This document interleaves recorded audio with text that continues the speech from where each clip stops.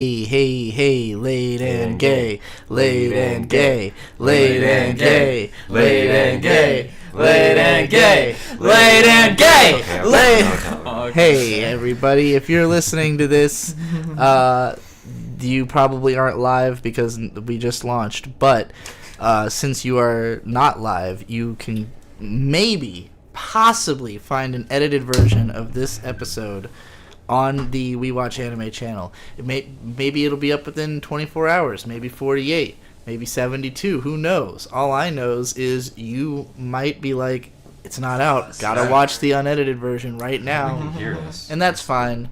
But this was probably the last show that will ever be recorded on the Yig Studio channel, because We Watch Anime is about to qualify for Super Chats.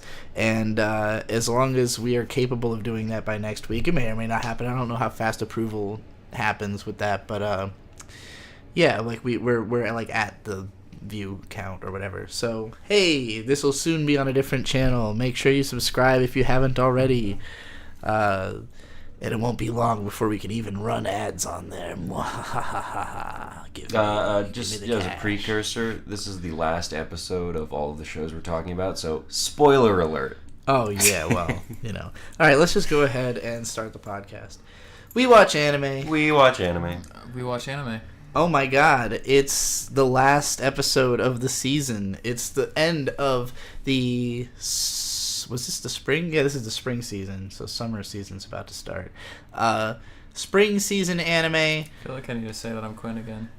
Yes, you gotta get closer to the microphone. Quinn also. Again. Quinn again. Quinn again. Quinn, you're back. Quinn, yeah. You are our first returning guest. And you're here also because we're going to bully commenters on this episode. You exceeded at that. Yeah, I'm good at that. Or excelled, rather. I mean. Well, you know, we try to be nice because we are trying to make money. But I'm trying to be mean if you're not giving me money. That's fair. Well, I need Quinn to be like the anger translator, like the Barack Obama anger translator. Like, you know, and just like let them know how I really feel. Oh yeah, I mean I love calling people dumb, so I work at hey, speaking of calling people dumb, Elon Musk, you're the fucking worst person ever. What is wrong with you and rate limits? Like, I'm just trying to retweet the thing that says our show is live right now. Oh no. Did you see the thing of why that's happening? Yeah, because you didn't transfer all the shit off Google. Yeah. Thank you for reminding me to send that tweet to the few people who are still capable of looking at Twitter today when it was set to like 600 tweets. Now it's 800. 800 tweets. I don't know how I haven't hit the limit today. I guess because we've been busy like hanging out and having fun and not being on Twitter, which is more so something I do when I'm pissed off at work in between job sites, just sitting there doom scrolling. Twitter is a good dissociating thing, yeah. What if I close Twitter and open it back? I really hate this app. Hey, anyone in our audience, give me a Blue Sky invite, please. I'm at Birdstork on Twitter. Yeah, the Twitter's a nightmare. Working is a nightmare. You know, I'm very proud of this show because it's making us a decent amount of money on Patreon and on Backed.by. And if you support us on those locations, there is a bonus episode about Bocchi the Rock. There will soon be a Cyberpunk Edge Runners bonus episode. Maybe even tomorrow. I'm not making any promises, though. Because it should be tomorrow, right? It should be tomorrow. Okay. Unless we could do it tonight if we were up for it, but I don't know if we'll be up for it. I mean, we could probably watch the rest of it. Who would we live stream to? Yeah, everyone needs to sleep. No, her audience. My audience is always awake. Oh, It's a weird statistical anomaly, but my channel is just viewed equally all hours of day. Interesting. Funny. Just because my audience is all over the world, it's just like English-speaking anime fans from everywhere. Huh. But and also lots of people who are just up all night. Yeah, but yeah. So they're talking about NaNoWriMo in the Camp Nano. Though. I've never heard of that before. I think I have, but I'm not going to get distracted talking about NaNoWriMo. Don't start another book you're not going to finish. Okay. All we've been doing is working and occasionally stopping to watch anime or hang out with Quinn when we can, and that's it. Like, life has been a nonstop tunnel of work and alcohol and stress and you know, I really wanted to quit my job very, very badly this week. I was like begging to not do it anymore. But we need to buy a house. I would like money. And this show makes us some money, but not enough to quit the day job yet. Soon. I will bully all of you watching into giving me more money. There are a few people who are really fucking doing their part to make it so that this could be... These people are giving us $10 every single month and or $100 a year. And that's like really a lot of money to give us every month. Yeah, I mean, I don't even Patreon anyone. I don't, except like an NSFW artist and Dick Masterson at this point. There's nobody I can afford to give $10 a month to personally. So I don't think I've ever been that high of a patron. Well, maybe for a couple people at some point, but usually I'm a lower level patron to the people I patron. So I really appreciate, like I've said many times throughout my career, if everybody who watched me gave me $1 every month, I'd be a fucking millionaire. If you give me $10 a month, like, I don't know, if there were a lot of you, I'd be a fucking millionaire. Yeah, I mean, you are the change I want to see in the world, people who give us $10 a month.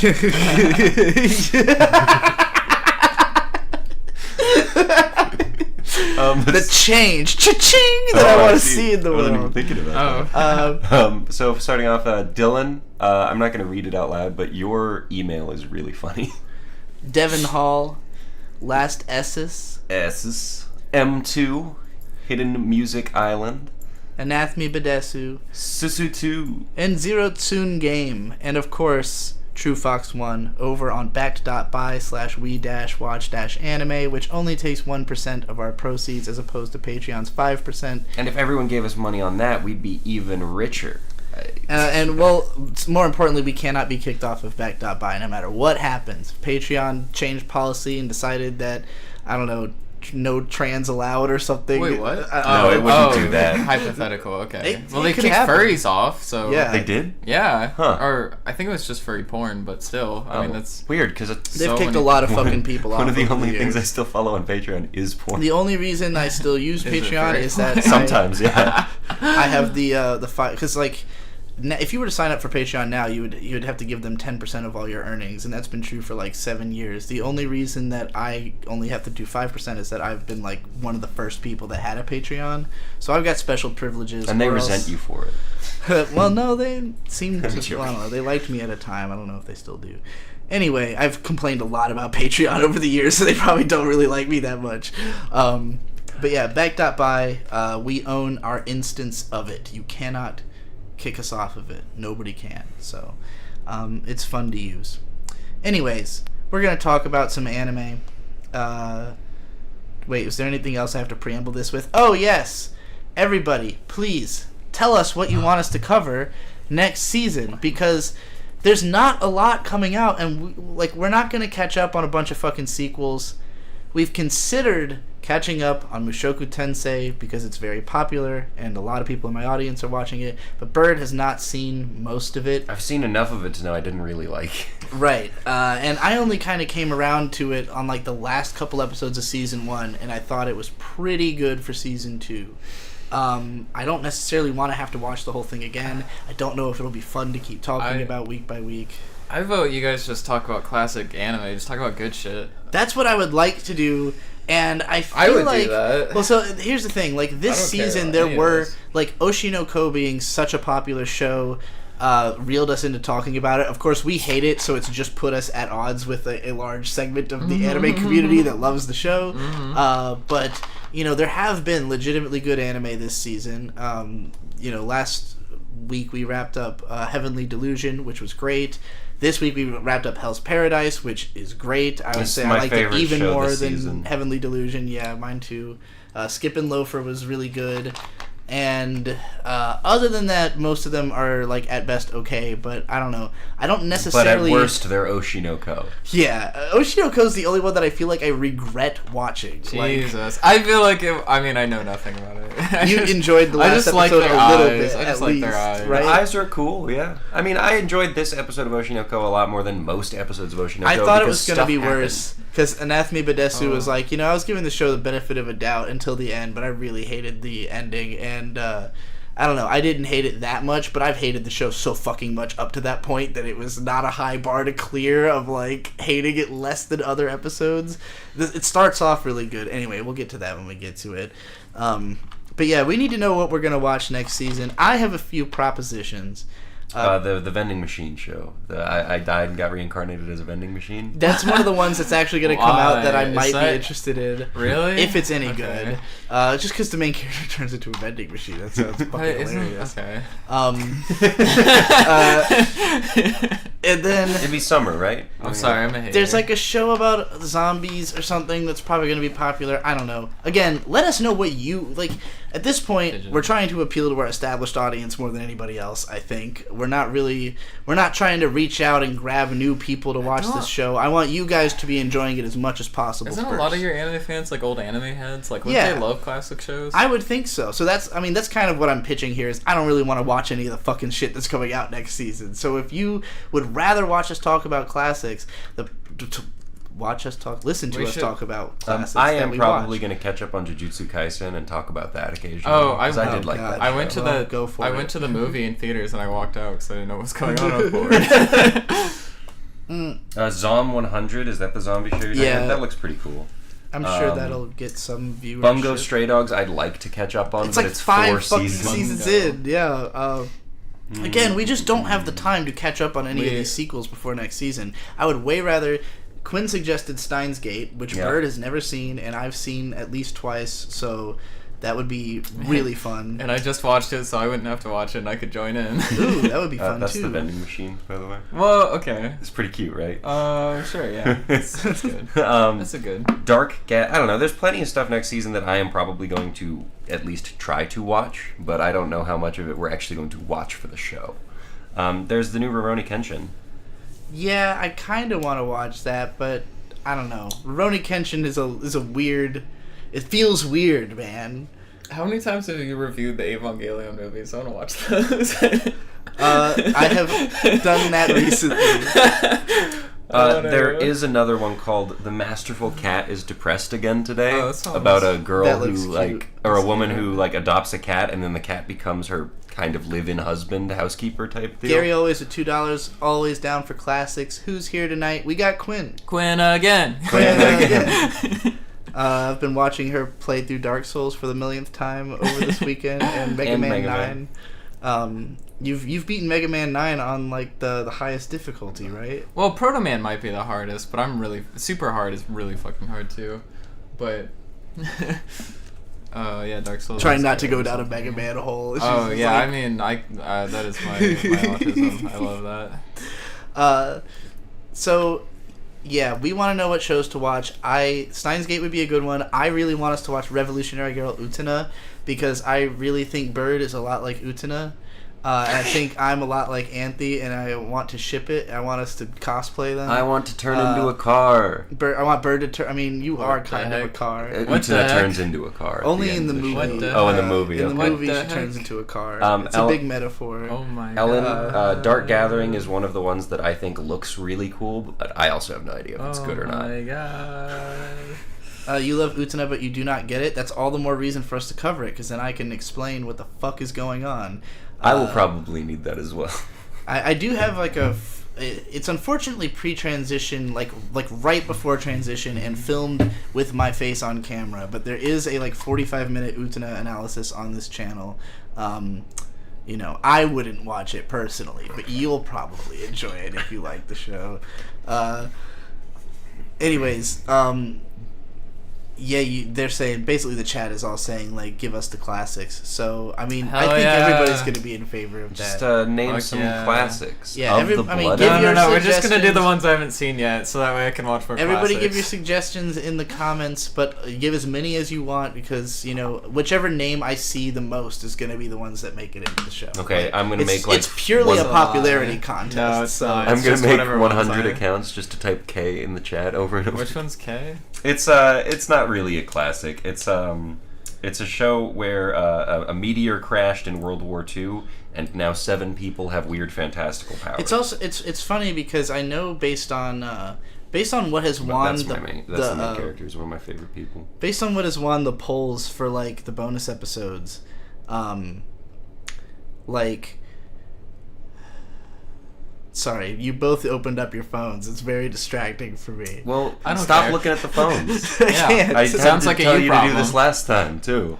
I'm getting more information. So. We could do Cowboy Beep Boop.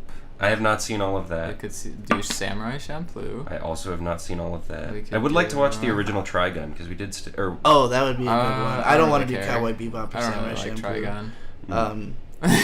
Not this season, anyways. But based on like what has been winning the Patreon polls, people have been going for shows that I have never talked about, like stuff that's been popular from the last 3 years that I never talked about, which is funny to me because like I don't stand by almost any opinion I've shared on anime ever. So like as far as I'm concerned, like none of my takes would be even close to Evangelion's kind of like, trash. Yeah, it is. It's kind of trash. It's also really good though. Wait, no, I was joking. No. Has Bird ever tried to watch Garzy's Wing? I have not. However, I have been Oh my subjected god, I to love it. Garzy's Wing so much. I watched the first episode a few times. Me too. I never watched more than one. I have never been able to get through the whole thing. Wait, what? You're the one that talks about all the time. I've never made it all the way. I always pass out.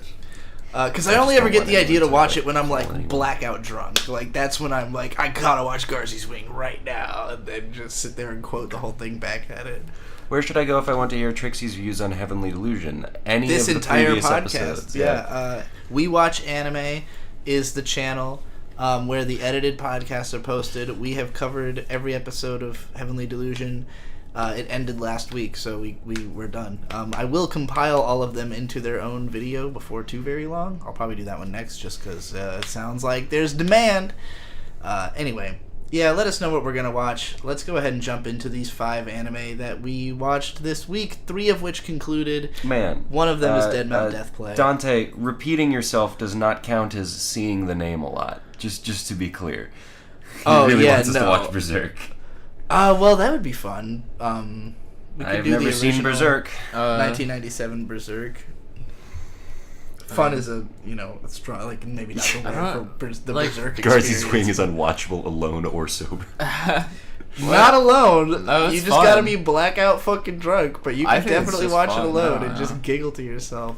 Okay, so the anime for Berserk in 1997 is good, but like also I've read the manga. Why do I care about that? I have to don't know. say, like, every time one of us says Garzy's Wing, I like replay the entire first episode really? in my mind. Like, if you say it and I just, It's like all the images start flooding my brain. And me I'm just with like, the entire I'm Dark watching Souls 1 map. Garzy's Wing. Yeah, I know exactly what you mean.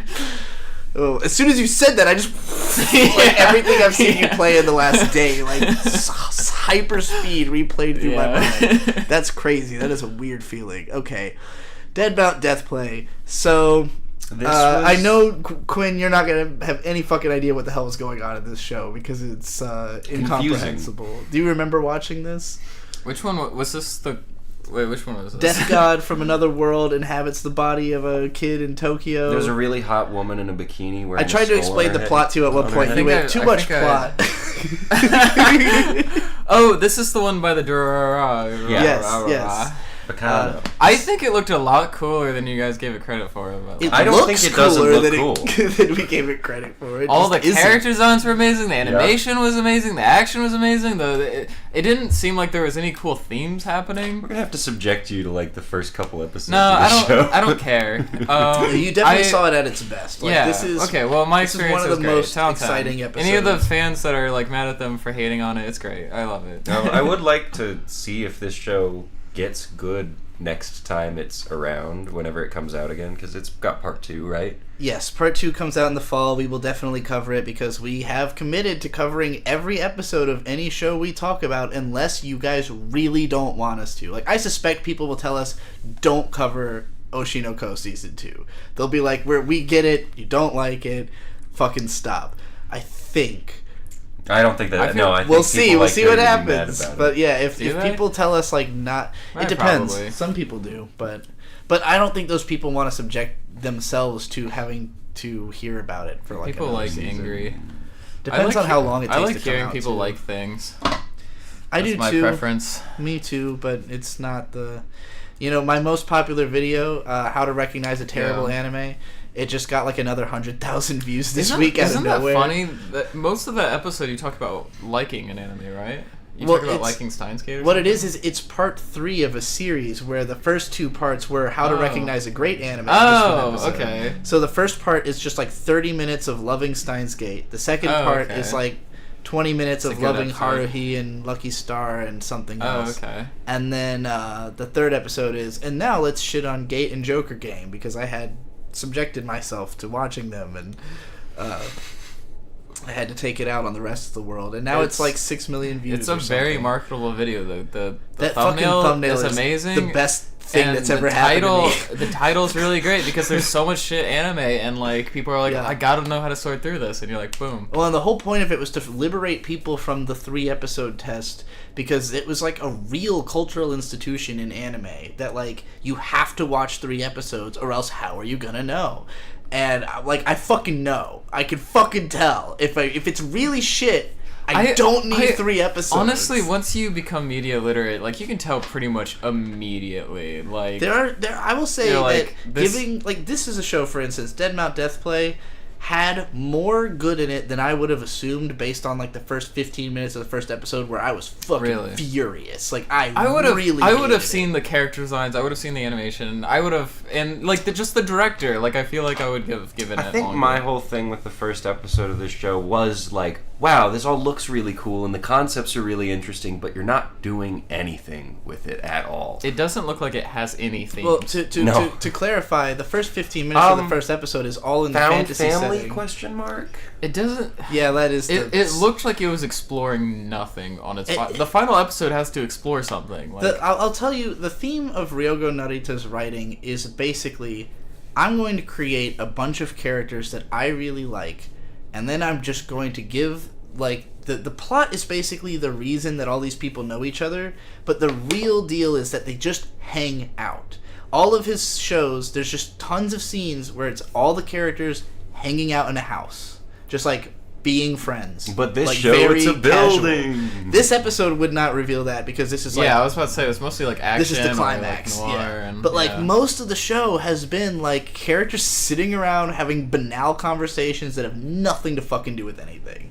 But like when they fight, I they're love all Bak- like super badasses. I like you know? Bakemonogatari for that. But Bakemonogatari is, well, in that one the conversations are really good. Yeah. The problem with this show is the conversations are fucking terrible, and like none of the characters have any interesting personalities. I heard somebody go off that most of Bakemonogatari is Bakemonogatari? is wordplay and shit, which like It is very I don't wordplay dense. I don't remember any of that. I just remember the conversations. It's really hard to good. translate the wordplay is the problem. But, Like a lot of the um, time, even animation, like the reason there's so much text on screen in that show is that a lot of the lingual jokes are like kanji based. Mhm. So it's like literally a text joke that wouldn't make sense for someone to say, but then they like put the kanji on screen so you get Yeah. what the joke is. But I wouldn't, because I But can't fucking. I don't read know. that. I liked it regardless. Like I thought just Oh, yeah, the the dialogue is conversation's really really good. Like Nisio scene, big influence on me for sure. Anyway, these characters, Phantom Solitaire has My favorite character. He's the best. He's definitely the author insert. He's very similar to Rail Tracer from Bakano, who is my favorite character in that show. That guy just believed he was God and therefore could do whatever he wants, and was constantly proving it by doing whatever he wants. That's amazing. And he's the only character in the show who's not like an immortal or has any kind of superpowers. He's just really badass. Wow. And since he makes it through every scenario, he's like, I must just be God. wow. I am You the main could character. do anyone can do that. You could. It was very inspiring to me when I was a teenager. Anyway, Phantom Solitaire is kind of similar. He has a dialogue where he says something like, I consider everyone to just be my ally. I kind of feel That was cute. I like that. I tend to view everybody as like, well, this person could do something for me. He's Like, also bullshitting, though. like the whole time. I don't remember this character's name, but Rosen, the bodyguard, is interrogating Twink, the little twink Twinkie with boy. prosthetics. Is interrogating Phantom Solitaire. And Twinkie? Phantom Solitaire, yeah, I know, boy. right? Okay. Phantom Solitaire is trying to like learn stuff by just pretending he knows names. Is that his name? Yeah, that's Phantom Solitaire. Oh my god, it sounds like a brony name. This guy would be a brony. He would. I think one of the first things he totally does would. after I'm getting sure out the of prison is VR. I'm sure the director is a brony, so it probably checks out. That's hilarious. But anyway, so And in the middle there, by the way, is Lemmings. yeah, Lemmings the most kawaii character in the show. There's this a ball. That's not a person. It's No, just it's a a hood. hood. It's the. Oh, okay. I don't know why they didn't like have Lemmings turn around. I'm not gonna assume Lemmings' gender because I'm almost certain the reveal is gonna be that it's a woman later. But I don't think they're gonna reveal what Lemmings is. maybe, but I don't know. I feel like by the end of the whole thing, there's gotta be like a haha. This is who Lemmings was like. But specifically, Phantom Solitaire says to Lemmings something about having like a boyish or some.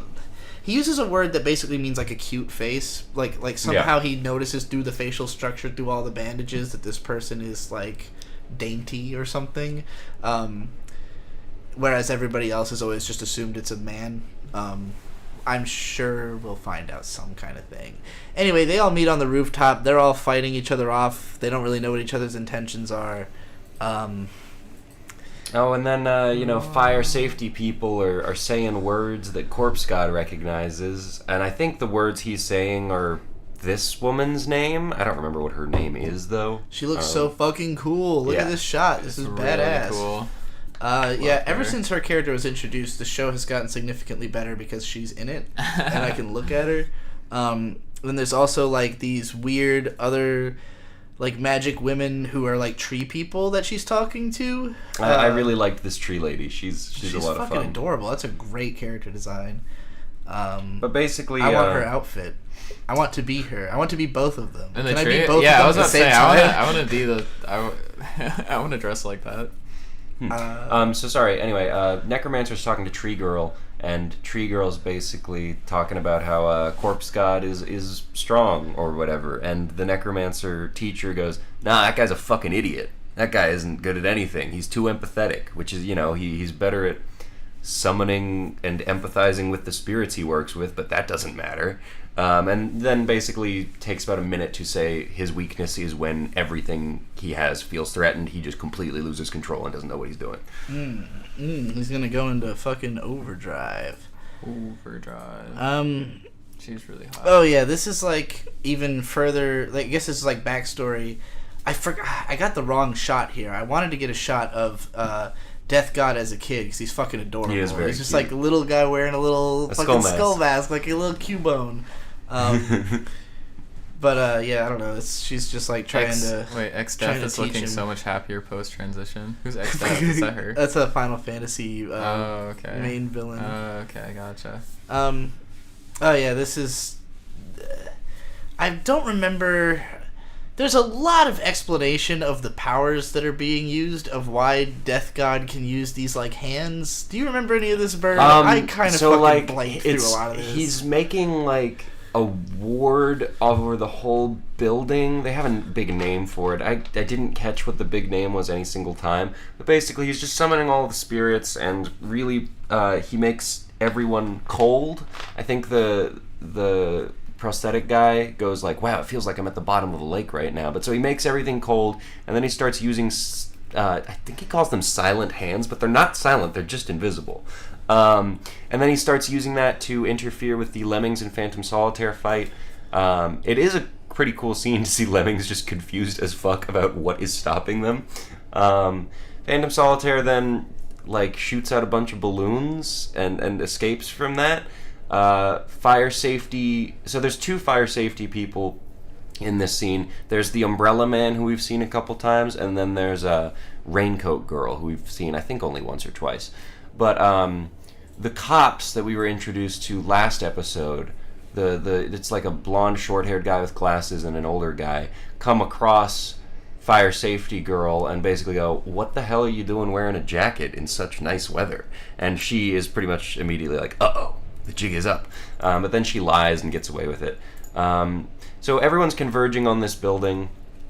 To do what? I don't know. I'm just so fucking impressed with your ability to do that, to remember what the fuck. Like, I don't remember any of that. Any of that. I love how when we're watching something, you're so unjudging. If I don't follow the plot of something, you're just instantly like, explain exactly what's going on. I don't know. Yeah, Bird is incredibly good at keeping up with what's... Well, it's probably because he's gotten used to watching shit with me and realizing I can't keep up with what is happening. Like, even in shows I really like and I'm really paying attention to, I'll have to, like, ask questions. I was pretty impressed how well you followed Climax, like all the different subplots and characters and stuff. That movie was really engaging for me. I don't think in previous watches I had followed every character arc. Like, I was pretty impressed. Again, level of engagement matters a lot. I mean, that movie's presentation is so unique that, like... Because the thing with anime is it's so trope heavy that I'll see an image and my brain shuts off because it thinks it's already seen this shit. Because it literally has.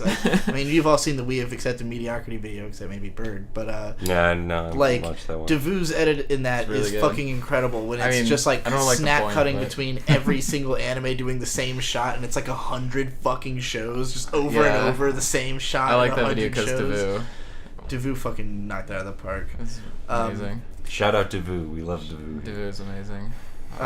Anyways. I think I pretty much said everything that I remember happens, unless there's another screenshot for me to remember something well, this about. is like...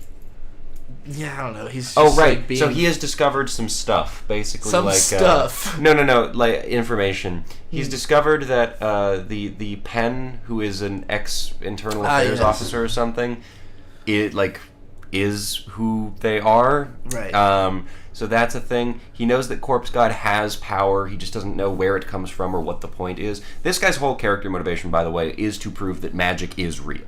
Right. He does like cutesy fake magic. He's a magician, right? He wants to believe in real magic happening, and now he's kind of convinced, so he's excited about it. I forgot how much I love this character because he's literally introduced really as like fun. Just kidnapping the prime minister as well as every other member of the opposition parties, and then just dropping them off somewhere. It's definitely the heart and soul of this anime. Oh, that was it. That's all I have. Wow. All right, well, I just wanted to say that animation was insane. The black hands breaking reality. That scene looked really cool. There's also this black cube breaking reality with the same animation, but it looked even trippier. I don't know, cool shit. This episode did a lot better than most of them at mostly just having being stuff happen. Well, I was gonna say the opposite. I don't think that much. All that really happened is this guy learned the name of the one dude. It was mostly just everybody learning shit, which usually in this show, everyone learning shit is 5 people sitting in a room having a very fucking boring conversation. So it was nice that, like, they learned shit in a proactive way where, like, it felt like something was happening at the very least, even if, like, the plot didn't advance that far necessarily. But, again, this is coming back in the fall, so we'll see the rest of it then. I'm excited. I hope it is better. Yeah, I guess we should give our final thoughts on Dead Mount Deathplay. I feel like when this show started, I gave it like a 5 or a 6. I'd say like 6.5. If it really capitalizes on everything they set up with, and the next season isn't like half episodes where nothing is happening, unless the nothing that is happening is the shark girl being really cute, because I'm okay with that. But yeah, I don't know. It's fine. It's not the worst thing I've watched this season or lately. No, but it is like the second worst thing I watched this season. Oh my god! After Oshi no Ko. That's so intense. What the hell? This show is alright! At least from my wrap-up thoughts, it was pretty good. It has good animation. Actually, my big problem with this show is they probably should have just started the show right here. They didn't need any of the Corpse God stuff in the beginning, like seeing him come to the real world and all the polka crap, all the establishing. They could have just started it right here. And, they re-explain who everyone is every single episode. So it's not like you really miss that much. I would give this show a strong 4 to a light 5. Oh my god. What the heck? The first episode, when we watched the first 3 episodes, we fucking I was hated really it. upset. Really? We were really Oh my upset. God. It was really bad. I want to say, like, episode 4, It started to pick up, and then it was like episode 8 or 7 or 8 was like really good. The one that had like the cool animation moments and shit. This was like the second best episode of the show, and I still didn't feel like very much happened. We got a lot of characters got established this season. They didn't really do anything, and I don't know. This kind of reminds me of like watching the first arc of Jujutsu Kaisen, where I was like, yeah, I mean, it looks cool, and theoretically what's happening is cool, but I just never cared, and there was so much explanation of stuff, random details about the setting and the plot that I don't care. So, yeah, I don't know. For me, it was mostly boring. It had its moments, so I didn't give it the worst score, which will go to Oshi. That's not as bad as you wanted to give it? Jesus Christ. I mean, this show really had the opportunity to be a lot worse than it is. Oh, my God. Wow. It's like... I was surprised that it was at all good when it picked up, but... All right. Let's do the best anime this season. Oh, we're going straight into it. Okay. Hell's fucking Paradise. This episode was amazing. It was really good. Yeah, this was just some of the better... the death scene was, like, really moved me. Yeah, it was... Good art. And you have not seen any of this show before. It was... And you were, like, really blown away by this episode. It was really beautiful. I think the really one iconic complaint you had about this show was when they started explaining the power of the Tao thing, and you're like, I hate I'm allergic to shonen. I just hate shonen. Or just when they talk about mechanics. I don't know. I don't give a shit about that, but... This show... Nen. What really blew my mind right off the bat was, like, the episode started, and I was expecting to have to explain stuff to you, but I felt like it was really clear cut. Yeah. Like, there was a big monster, there was, like, 4 or 5 people in danger, a guy shows up and saves them, and starts kicking ass, and it's pretty clear what's going on. Very self-contained. I honestly would show some of these scenes to other people just of, like, this is an insane thing that happened in animation. Like, I don't know. I want to show you the end of the last episode as well, because this was basically the second half of a fight. The previous episode was the ninja girl fighting the monster when it was still in human form, and the scene in which the character who you like, the death scene that moved you in this episode, that character's actually being killed scene is this incredibly trippy, weird fucking sequence. Really? That's like just awesome. No, I definitely want to see that. It wasn't just the death. The whole theme of the villain was like yin and yang, life and death. They're talking about, they're like spewing philosophy as they're killing it about life and death, and then I don't know. It's so beautiful. How the powers work in this is also very entangled with yin and yang. They explain it like in the last episode, I think, where this guy starts fighting, or the big monster starts fighting them because he's interested in the ninja girl, because she has the yin energy to his yang or something like that, and so he wants to train her to get better at Tao. I don't know. Train her as in use her as a human experiment is what he wants to do with the villain. But yeah, so, well, the villains in this, the Tencent, this monster, before it transformed, could freely transform between male and female because it has both yin and yang energies, which are normally gender segmented. Bird literally attributed this show to part of coming out as gender fluid. Oh, wow. Yeah. Honestly, that episode kind of made me want to watch like more of the show. That's the only thing I've watched with you guys that made me want to do that. It's really good. Someone in the chat just said, "We love a girl who fights with her secretions." That's what the female ninja. I mean, she consumes poison and then can metabolize it into like a slime that she can use as like whips and stuff. So, this episode, again, as I described it, opens, Blind Samurai shows up, saves the characters who were fighting in the last one. It's an incredibly fucking badass scene because he shows up and he's just like, I've been training, fighting these fucking monsters in the woods. I have figured out how to defeat them. Now you, an immortal, shall learn what death means. And then he just starts, like, cutting all the whips around him and shit, and just, fucking just being a badass in general. The cute Islander girl whose name I keep forgetting is there with him. And fuck, what is her name? She hasn't gotten. It's a weird name. It's like a very uncommon name. But here she is hugging the other girls. Real quick, Landon is in the chat. Butthole Weeb. Shout out Butthole Weeb. How do you feel about another Kenshin anime coming out? Real quick. Well, we'll get into that. We can't do that in the middle of this. Okay, fine. Hi, Landon. Thanks for being here. So, yeah, she starts hugging the other girls, and they're just kind of like, what are you doing? Because basically they're too weak to go back and fight. I mean, Shiori, that's her name, right? She wants to go back in. Sagiri. Why did I... well, whatever. Sagiri wants to go back into the fight, and she's like, don't do that, you're all fucking beat up. And Yuzuri has like, I'm not fucking getting up. She literally just sits down I'm and... done. Yeah. Short girl's name is Nurugai. Nurugai is it's a very strange name. I've never heard that one. Nurugai is like trying to basically, in her experience growing up, when she would hug people, they would become re-energized, and we learned it seems to be some sort of Tao transfer, which is adorable.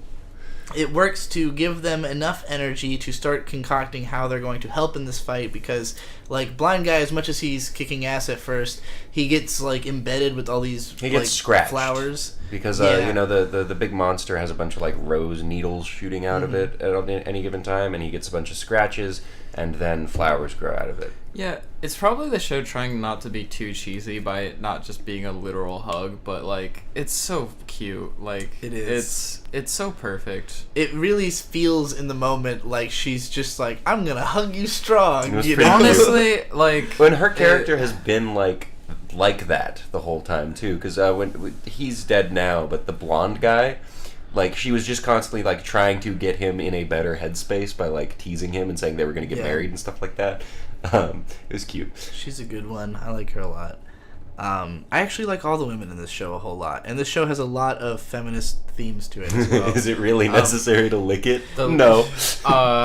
An actual funny joke in an anime. And yet, so in the previous episode, I was saying that I think Yuzuriha is gay for Sagiri, because she pretty much only ever uses and abuses men, and even though like she gives Senta, who is just in love with her, and she obviously knows this, she gives him like a nice send off at the end of this episode, but she had just been blowing him off and treating him like using shit. him as a literal human shield. Yeah, up until that point.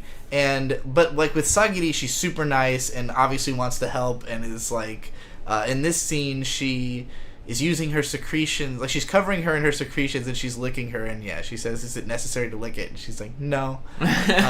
So yeah, I definitely think they're building a Yuri thing. But so basically what's happening here, aside from the licking, the point of the licking is they're wrapping themselves in bandages and then using some kind of her secretion, some kind of medicine, I assume, so that they don't get nicked by the dangerous flowers and turn into flowers themselves. And they're basically going to be like a distraction, I think. Yeah.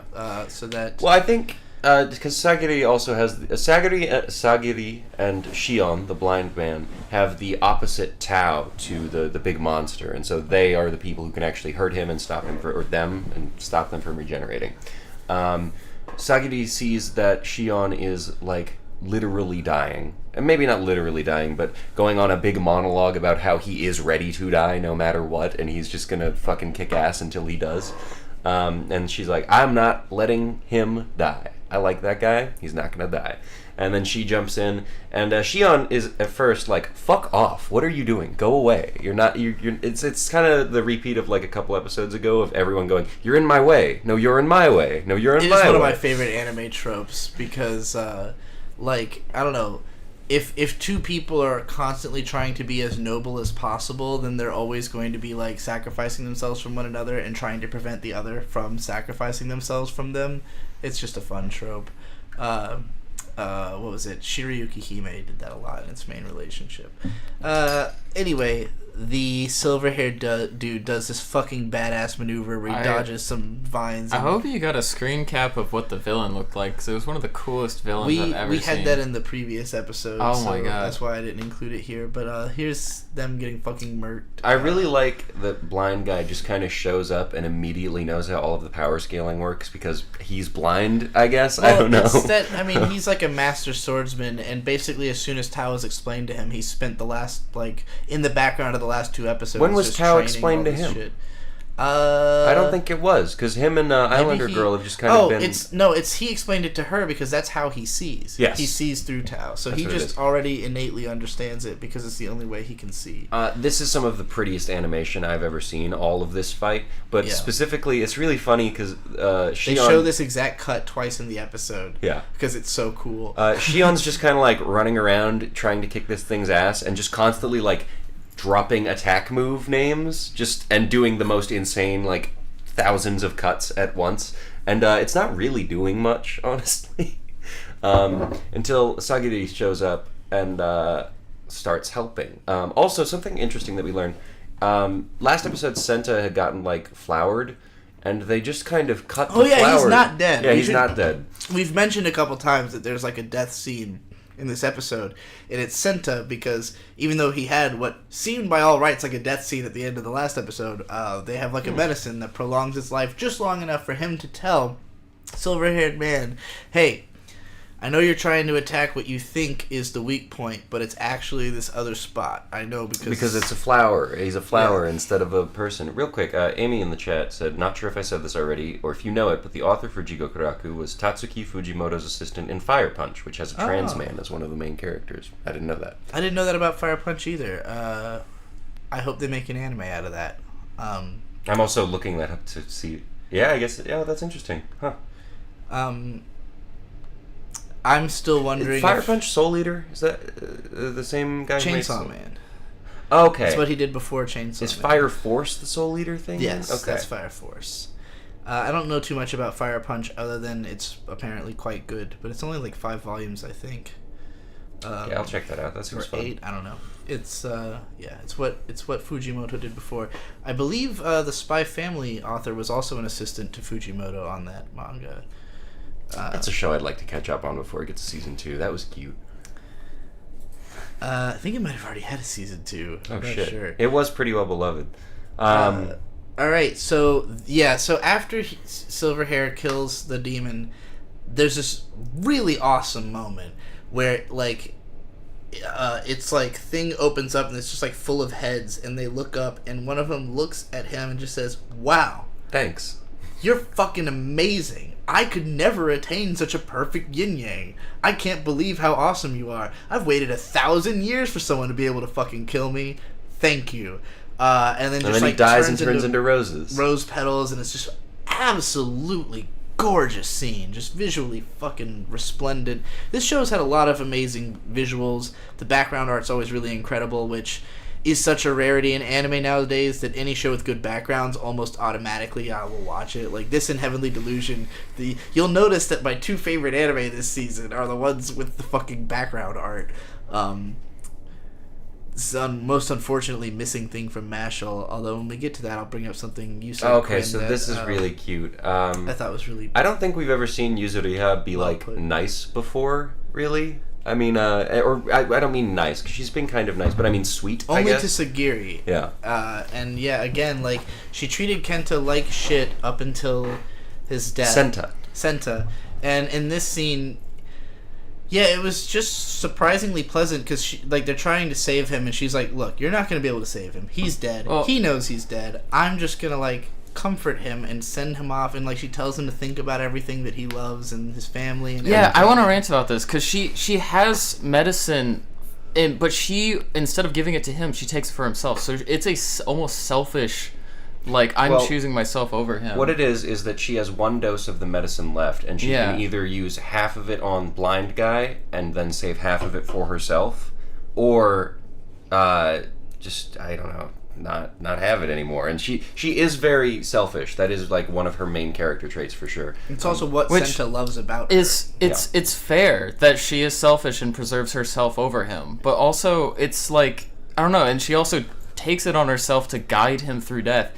And it's not that it just works for the show, but I think the way she guides him through death would almost work in real life. She brings him into the moment. She has him forget suffering, and then she has him focus on positive, loving memories. And I've just never seen someone guide someone to death before, and it was very moving.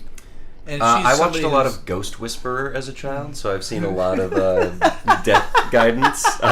Anyway, this scene is really interesting because when she's explaining why she's going to use the medicine not on Senta, she basically goes, as a shinobi, we had to learn the difference between pain that is just suffering and should be, gone. I'm probably butchering this. Or pain, or pain that's suffering, or pain that needs to end is basically what she says. And she points to blind guy and goes, "That's just suffering. He'll be fine." And then she points to Senta and is like, "He's fucked." Right. I could use some death guidance. Me too. Honestly, mommy.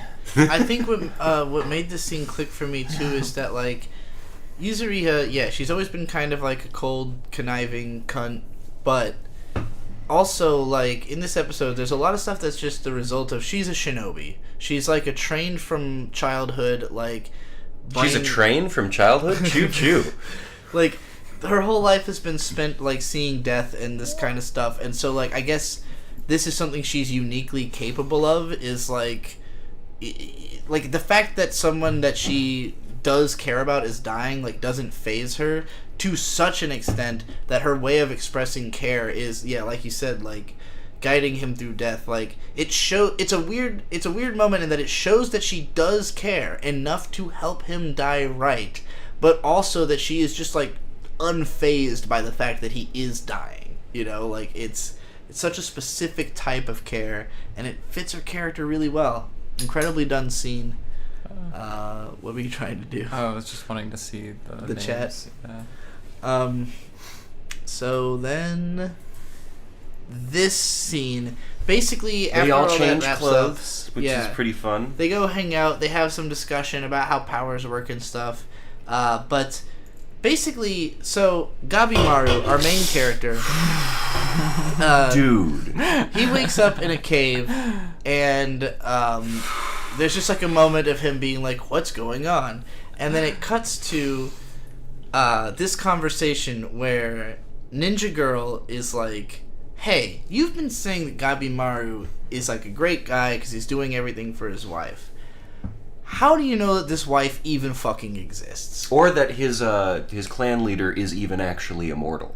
Yeah. That's also brought into question. Because she's like, "Back in my tribe, they just brainwashed us. They just told us whatever. They gave us a bunch of information. They taught us from childhood. There's stuff that we just think because that's what we were taught. Maybe he's just had a fictional woman in his head this whole time." And the show is, immediately makes you suspicious, because I've always been wondering if she was just dead. We've never seen her in present tense. We've only seen her in memories. And then we cut to Gabimaru, and he's on one. Can't fucking remember shit, because he used his Tao too much. That half of his head is gone in Tao. From the little girl's perspective, because she can see the Tao, she sees half his head and significant portions of his body's Tao are just missing. And from this scene, we can tell he knows who he is. He knows that he is Gabimaru the Hollow, the assassin, but he can't remember his wife. He can't remember who these people are, and he's just I'll play along for now, but this is a very dangerous state, because this is a character who was originally just a soulless killer. Yeah, just a soulless killer who spent the whole show being built up into a nice guy, and now he's totally forgotten about that. So, was it really that definitive that that's why he lost his memory? I thought we were... I mean, it's not really definitive why he lost. Yeah. The reason why I say it's that is because last episode we saw him really overexert himself, and then she is a Tensen kind of. She's like a bat. She's not perfect as the Tensen are, because or something. she can't turn into a man, so she's considered as a whole to them, basically. Yeah. But so she can see Tao, and it cuts to her looking at Gabimaru's Tao, and the top half of his head is gone. Yeah. I they had a conversation about how Tao is life, so if you use too much of it, you're basically just using your life. Yeah, that seems pretty it's guiding. It could to that conclusion. also be because this has been brought up a couple times in the show, a brainwashing thing, because he was and it is literally being brought up right now, but Gabimaru's a couple time just had reflexes that were beaten into him by his boss, so I'm thinking maybe that's why just it's so hard for him to die. Yeah, once or twice a year, maybe he just reverts to zero. Oh yeah, maybe that's just like a click and it happens thing. I just super love gaslighting scenes of like, is this even real? What is happening? Like, I feel like something else happens. Do you have another screen cap, or is this the last one? Okay. Okay, that's Kamikatsu. So go back to, because there is something else that happened. So, at the very end of this, there are two Yamada Asaemon kneeling and learning that the Shogun has sent for more Asaemon to go to the island. New characters are gonna show up. The one we see, his name is Shugen, and as I know everything that happens, Shugen's really cool. I'm really excited to see him fight. But anyway, sorry if I'm spamming. I'm extremely high. Yeah, shout out Piano Man, who's really high in the chat. Also, shout out P, who gave us $2 and said, "Love you, Trixie and company. Thanks for everything." Thank you for $2. Oh, I guess we should give our final thoughts on Hell's Paradise Season 1. 10 out of 10. I would give it a 9, but, that's a really, really high score. I think it had, one bad, and I wouldn't even say bad, just, slow episode. It had a couple parts where it slowed down to do, too much explanation, but all of it paid off. The last 2 episodes were both fucking awesome, just, non-stop action. The first, the first episode is pretty good, especially in retrospect, knowing where the show's gonna go. Episode 3 was incredibly fucking cool, and that was shocking and twisting and turning. All the characters that have stayed alive are really cool. I'm rooting for everybody. I don't know, man. It was way better than I expected it to be every single week. There was maybe one time where it was it was a little slow, but yeah, it's still set up for a bunch of cool shit to happen. I can remember most of the show. So, yeah, I would give it a 9 out of 10. Yeah, my final wrap-up thoughts are, 10 out of 10. Watch the last episode. It's really good. The last episode is a 10 out of 10 episode of anime, for sure. Just by itself is fucking incredible. Yeah, watch Tired Mommy guide you through death. Yeah. Oh, real quick. Yuzuriha refers to Sagiri as Sagirin. What is that? You know why? What that means? Is it just a term of endearment? Yeah, okay. just trying to give her a nickname. Solid 8 to me. Yeah, it's probably 8 out of 10, sure. 8 is a very reasonable score. I would have given it that but the last episode was literally good enough that I bumped it up to a 9. It was just, I've never seen such a cool, him killing the monster was one of the coolest death scenes in anime of just killing the monster, the flowers the going everywhere, the heads erupting from the flowers. Oh, it's so beautiful. And then the death scene, again, the scene of Senta being killed in the previous episode was already incredibly captivating, and then to end that with something so emotionally striking, following that up in the next episode, I wasn't expecting that at all. People are getting too hot up on ratings. Nothing is they real. Always do. Nothing is real. If something makes you think about death, then it's good. Yeah, that's true. Speaking of thinking about death, Kamikatsu episode 11. This one was confusing.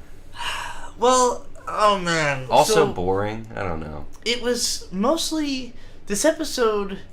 We had a gap in Kamikatsu. This is not the last episode of the season because the show has had to take 2 breaks. We're gonna have to talk about this next week too. Yes, the only 2 shows that will still be going next week. Well, no, Pokemon won't even be next week because it's skipping 3 fucking weeks or something. So that's why we don't have a Pokemon episode this week. But Kamikatsu is the only show that didn't manage to wrap up on time. But yeah, this episode had a lot going on. It's very ambitious, and most of that ambition is not delivered on very well. The very ending of the episode, it suddenly gets really cool, but most of it fucking sucks. I definitely remember that part of the episode. Yeah, you totally didn't fall asleep. Can you remind me what anime this even was? Kamikatsu. The really ugly working one. for God. The one that you said made you want to throw up looking at it.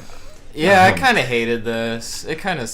Yeah. It was creepy and weird and fucked up. Well, okay, the ending of the episode... Not really an interesting way. Well, the ending of the episode was cool. So Yes. if that's what Ellen is talking about, then yeah. I'm glad someone's the going to ending is explain awesome. this to me. But so this episode starts off with they're fighting Gaia, They do the backstory of the one of the two kids that are brainwashed by Gaia. Yes. And basically her backstory is her dad has to kill himself as per the government-ordained suicide thing. Yeah. And she's not a fan of this, so she gets sent to an isolation camp. And then Gaia finds her. Or, no, when she's being sent to an isolation camp, strange beasts attack the carriage she's on.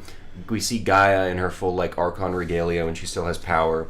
And she, like, eats a strange beast with like a blob or something. I assume she summoned another beast that ate that beast, and then she like takes the kids and it's just like, I'm gonna be your mommy now, and I think one of them slaps her and she she's just like, keeps going, hit me more, hit me, I love it. And Dude, it's like weird sexual. I just wish anime was less sexual towards kids. Like, I don't know. It's like deeply ingrained in the culture, I think. Cause I'm just gonna say the reason that I've always I don't necessarily defend that like it needs to. I don't think anybody should watch anime. Is really my take, but I think it deserves to exist because I know it's all trauma decompression. Like, anime is sexual about kids because a lot of people were sexualized as children, and they are really fucked up. I don't think you should do it in like a pop anime. Like, if you're gonna, this is not a. Like, this is like a late. It's night doing like cheesy shit though. If you're gonna talk about sexual trauma with children, you shouldn't. I mean, and these are gags too. These are jokes. Yeah, it is a comedy show. That is. I get why that is uncomfortable. Yeah. It makes me uncomfortable as well, especially this arc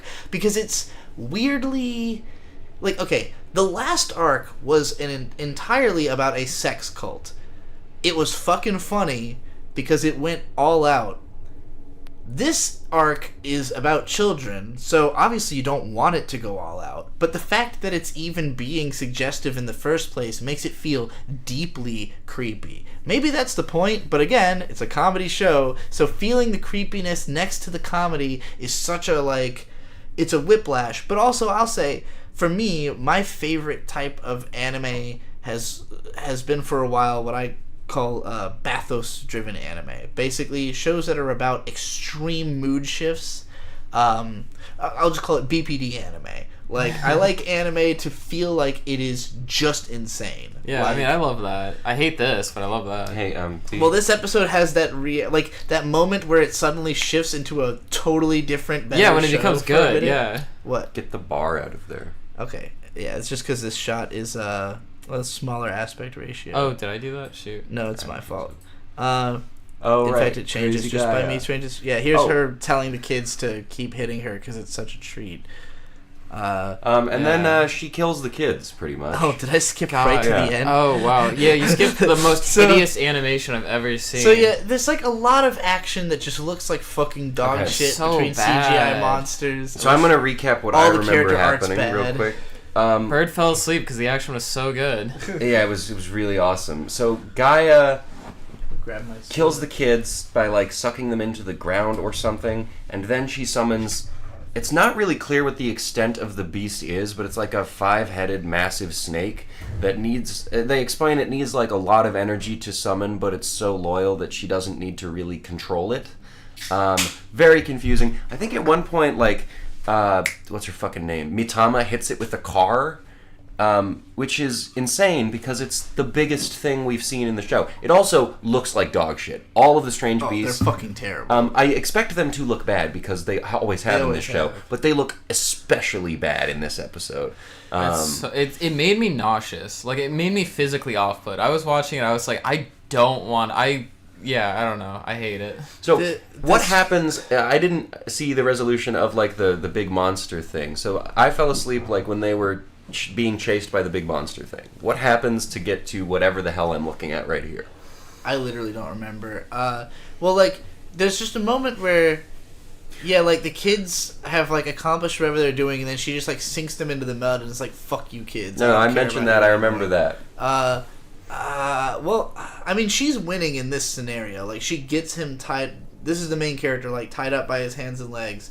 And he's been, like, taken into her...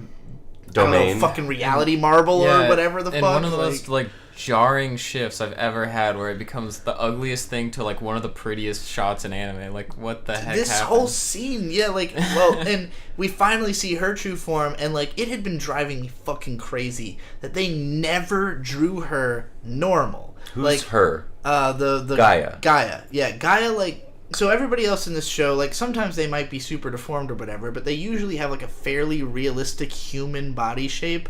Gaia was always drawn in this weird, like, circular face style, and it's like, what does she actually look like? And it was always creeping me out, because she's such a creepy character. Everything about her is weird and nebulous and not explained, really, till this scene. But then she shows her true form. She looks fucking badass, kind of similar to Loki. And she's, like, you know, got him tied up, and basically starts psychologically breaking him down. What's the next? It's a really cool concept. So based on what I'm reading this was about also this a fun episode, visual. Gaia apparently was like a cult leader's daughter also. Yeah, we'll get to that in a minute. Well, she was killing him over and over, and there was a person there like that kept reviving him. So she was just torturing him by killing him over and over, and she was like, "I guess I can't kill you." I don't know. It was really cool, Yeah, like so BDSM.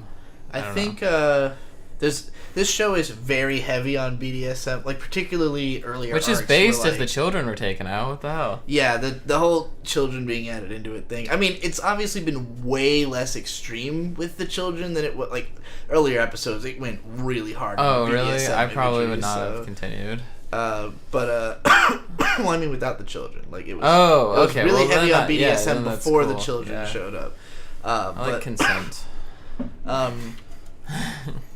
But yeah, so Mitama in this weird CGI, I don't remember exactly. She's like calculating something.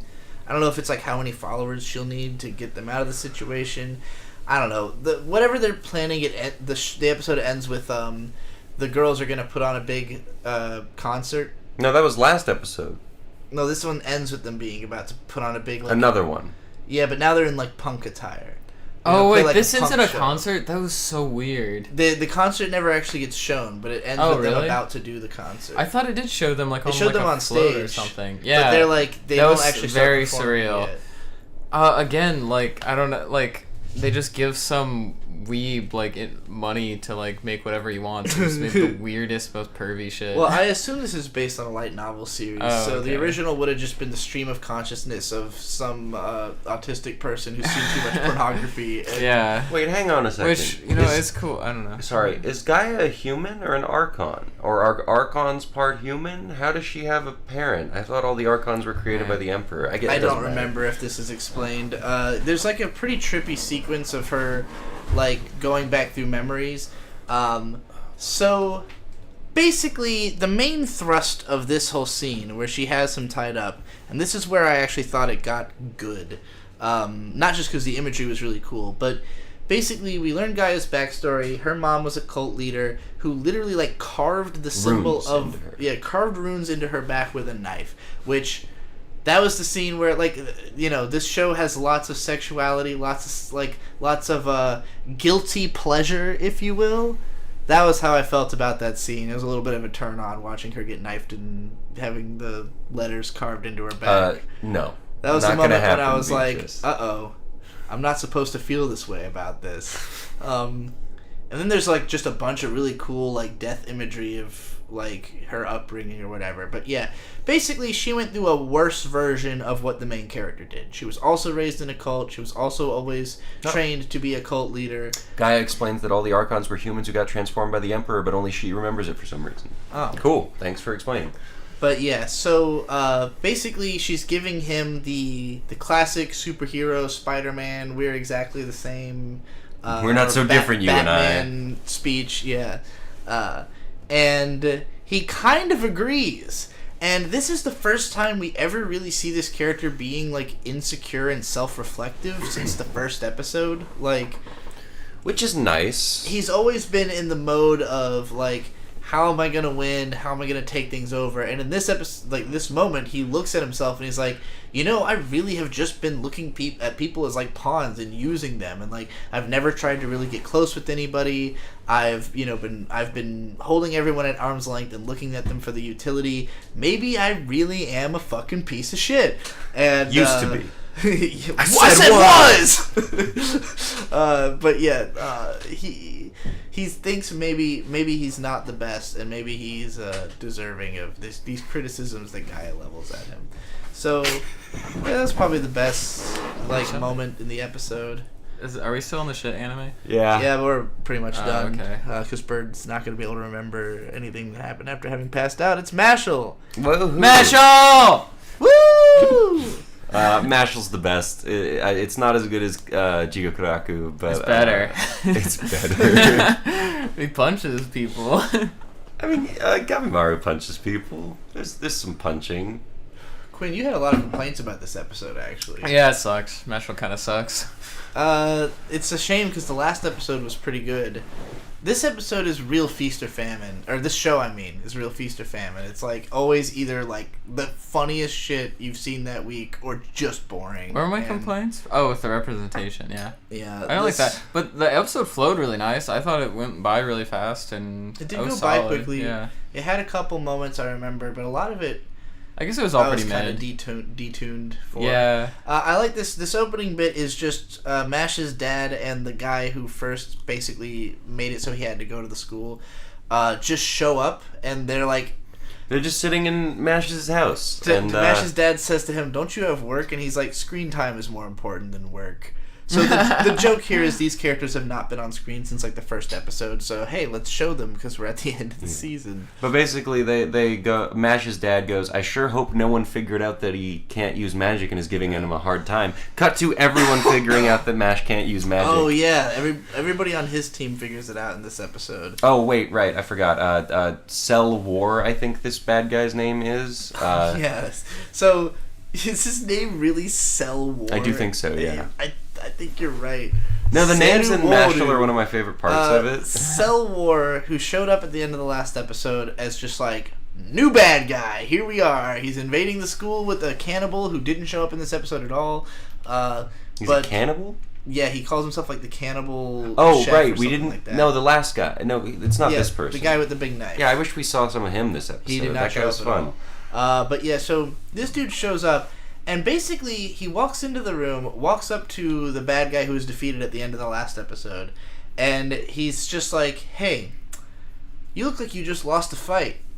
You're a real dumb asshole. You couldn't even win. You suck. But you gave us some intel, so at least that's cool." And the other guy's just like, "What the do I know you? Like, what is going on?" There's also sort of a background plot of this show's use of pronouns in the subtitles is bothering me. There's a character, I think her name's Void, right? I think like Abyss Void or Abyss, something like that. That's what it is. Abyss is the masked person who has the evil eye. Who everyone thinks is a man, but Abyss Razor. After Mash beat Abyss, she revealed herself. I believe she says to Mash, "I am a woman," right? I believe so, yeah. I'm pretty sure this character identifies as a woman. It's just that nobody else knows it. On the wiki, it says male. I'm so confused about this character's gender. Tell me if Did we we misunderstood something that happened in a previous episode, because they don't really... Japanese doesn't really have gendered pronouns the same way English does. It's usually more self-referential pronouns. Like, if you call yourself watashi, that just means I. But if you call yourself boku, that is a male way of saying I. There are, there's pronouns that are more like, I chose to refer to myself as this. But there's not naturally in the language... I mean, you can refer to, a man, but you can't say he in Japanese. There's not an equivalent for he or she. It's just not in the way their language is structured. It doesn't require that many pronouns. There's lots of particles, but not really pronouns. Like neutrons? If you were referring to that man, you would say ano otoko. That would be the equivalent of saying he, But but yeah, so there's just there's no reason to put that many pronouns into the dialogue other than it's more convenient in English. And so they're constantly translating characters referring to the character as he, including MASH, even though I'm pretty sure they said they were a woman earlier. I don't know. I'm confused about it. All I know is that they're definitely in love with the bad guy from the last episode, and that bad guy is definitely going to end up reformed, because everybody in this show ends up reformed. That seems to be... Nobody's died yet. They've all just kind of had their ass kicked, reflected on how they were being a dumb, stupid idiot, and then sometimes they become Well, a that good one... guy. The guy who was giving MASH the magic test didn't really, like, reflect on how dumb, stupid he was. Sure. He just kind of got his ass kicked by the headmaster. That's true. But he's a teacher. He's obviously not going to be a character. Like, anybody with cool hair, they're probably going to be fine. Like, be a good guy eventually. So, Cell War basically just starts killing Abel because Abel lost. MASH, I think... they have a MASH big goes fight. to pee, right? Oh, yeah, he had gone to the bathroom. Because the whole time since the last episode, MASH, Dot, Honey, and Finn have just been like standing around going woo, why? woo, woo, and then and I think they at one point they're all chanting main character. Yeah, they're celebrating that they are the main characters. Honey calls herself the heroine. You are hero, she says. No, she to does. MASH. Really funny jokes this episode. I was laughing a lot. It was good. This is my favorite one. Is when my favorite scene, because Cell War wears a crown of thorns, and the cream puffs. Yeah, MASH like walks into the room with like a giant plate of cream puffs and To then celebrate. sneezes them. Well, because a fly flies on his nose. Yes, a fly lands on his nose and he sneezes so hard. Of course, you know, he would super sneeze because he got powerful lungs, and the fucking shoe creams all fly into... This is just such a good shot. This is my favorite screen cap in the episode. Well, and I think Cell War is I just love like... the tired look on his face. Like, what is the this? fuck? What is this oblivious idiot doing? Yeah. And then everyone else in the room is like, "Was that intentional? Did he do that on purpose?" It's very cute. Cell War just kind of starts. Oh right, MASH like stomps on the ground and then kicks a rock at Cell War, and then Cell War licks the rock, but he That doesn't. was a weird moment. He doesn't go Lido Lido Lido Lido. MASH is literally like, "Why are you licking a rock?" And I'm like, "Why are you licking a rock?" And there's no answer. No. Cell does not have a response. Well, and like even when he first confronts Abel and he goes, "You know, you're talking to a doll, right?" Abel goes, "Thank you for letting me know," which I thought was a funny response. Alright, it's now a good time for me to go on my rant about this representation. Yes, representation time. Yeah, sure. Okay, well, yeah. So currently Republicans and a lot of centrist liberals think trans women are rapists or groomers. So when media reinforces that with using gender nonconformity as a way to make a character creepy or evil, I do think that's harmful. I think you have to look at the context of the political landscape the show comes out in. Like, there is a culture war currently happening, and when a character is just being creepy with it, I don't like that. Do you think Japanese people who make anime would be as aware of the culture war that Japan is more homophobic. So, from my understanding. that's Japan definitely has a similar culture war going on. They're both more homophobic and have a much richer history of trans culture. So it's like it's like both sides of the coin. And anime itself is a deeply queer medium. I'm getting a lot of It's not very acknowledged. It's not very like talked about in public in Japanese, because like Japan is it's I would say I'm going to describe it as a culture that reinforces the idea of two-facedness. They really believe you're supposed to have a public face and a private face, and they are meant to be separate. So like anime is very much accepting of the private face. Like Kamikatsu, that's all private face. You know, shit you're not supposed to show people in regular society.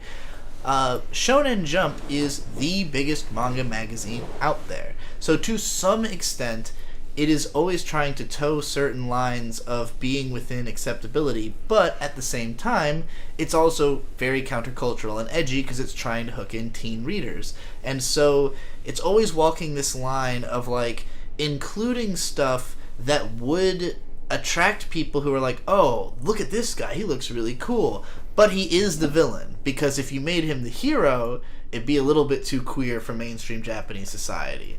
You know, so I totally agree with you on this take. Like, I don't like. Yeah, I don't think the author was trying to be transphobic, but this is a harmful thing. Like, I don't think this should be. The characters reminds me a lot of Orochimaru from Naruto, but in the case of Naruto, before we ever had Orochimaru, we had Haku, the little boy who everyone thinks is a girl and doesn't really care about the fact that everyone thinks they're a girl, and is obviously in love with Zabuza and gets impaled. I really wish. I really want to Sasuke. hear some behind the scenes of like what was the intent behind that character. Were they trying to do trans themes? Like, I think so, very, for sure. I mean, I very connected with interesting. it heavily as a kid, where I was like, "This is me. This is literally me." I wish the It was character really had died cool. because I really needed more exploration. I of really, that character. I really love that moment where Naruto is confused about it. It was really interesting.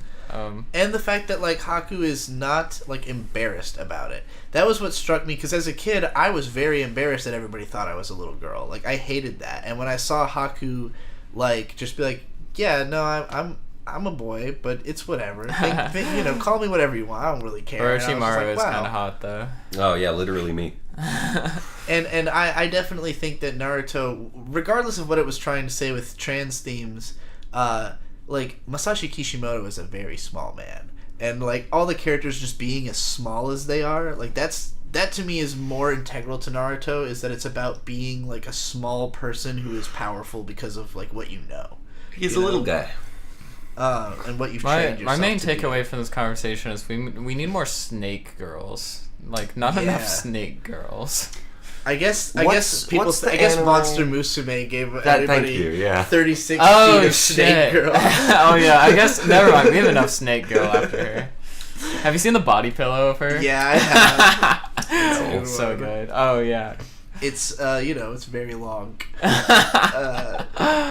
So yeah, here's the bad guy who, like, and yeah, I mean, as soon as the character showed up, my first thought was like, oh, this character looks really badass because they're androgynous and like and cool. Yeah, it's great. Yeah.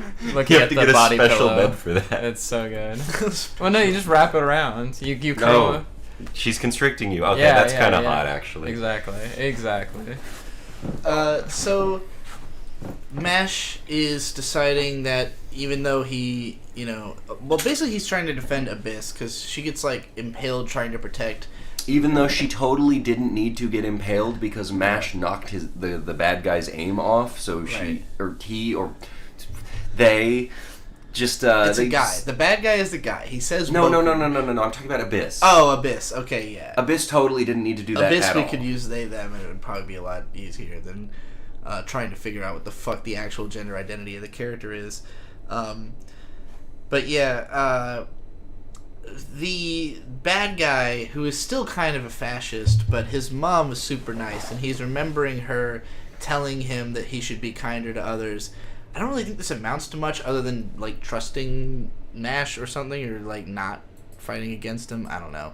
Mash, I kind of skipped over this. There is one other good gag in the episode, which although it's the way it's told, it's way too obvious what's going to happen, and it's very drawn out. But the bad guy has this mirror that reflects all magic, which would, That would be a of big... course, immediately your thought is, well, that doesn't fucking matter. Well, it's funny because they take like 2 minutes of every single character going like, "Oh my god, if Mash uses any kind of Yeah. magic whatsoever, he's totally boned." But the fact that Mash just punches the mirror and breaks it causes everyone on his team to To finally realize, oh wait a shit, minute. he doesn't know magic. Yeah, he's just really fucking strong. I can't believe it.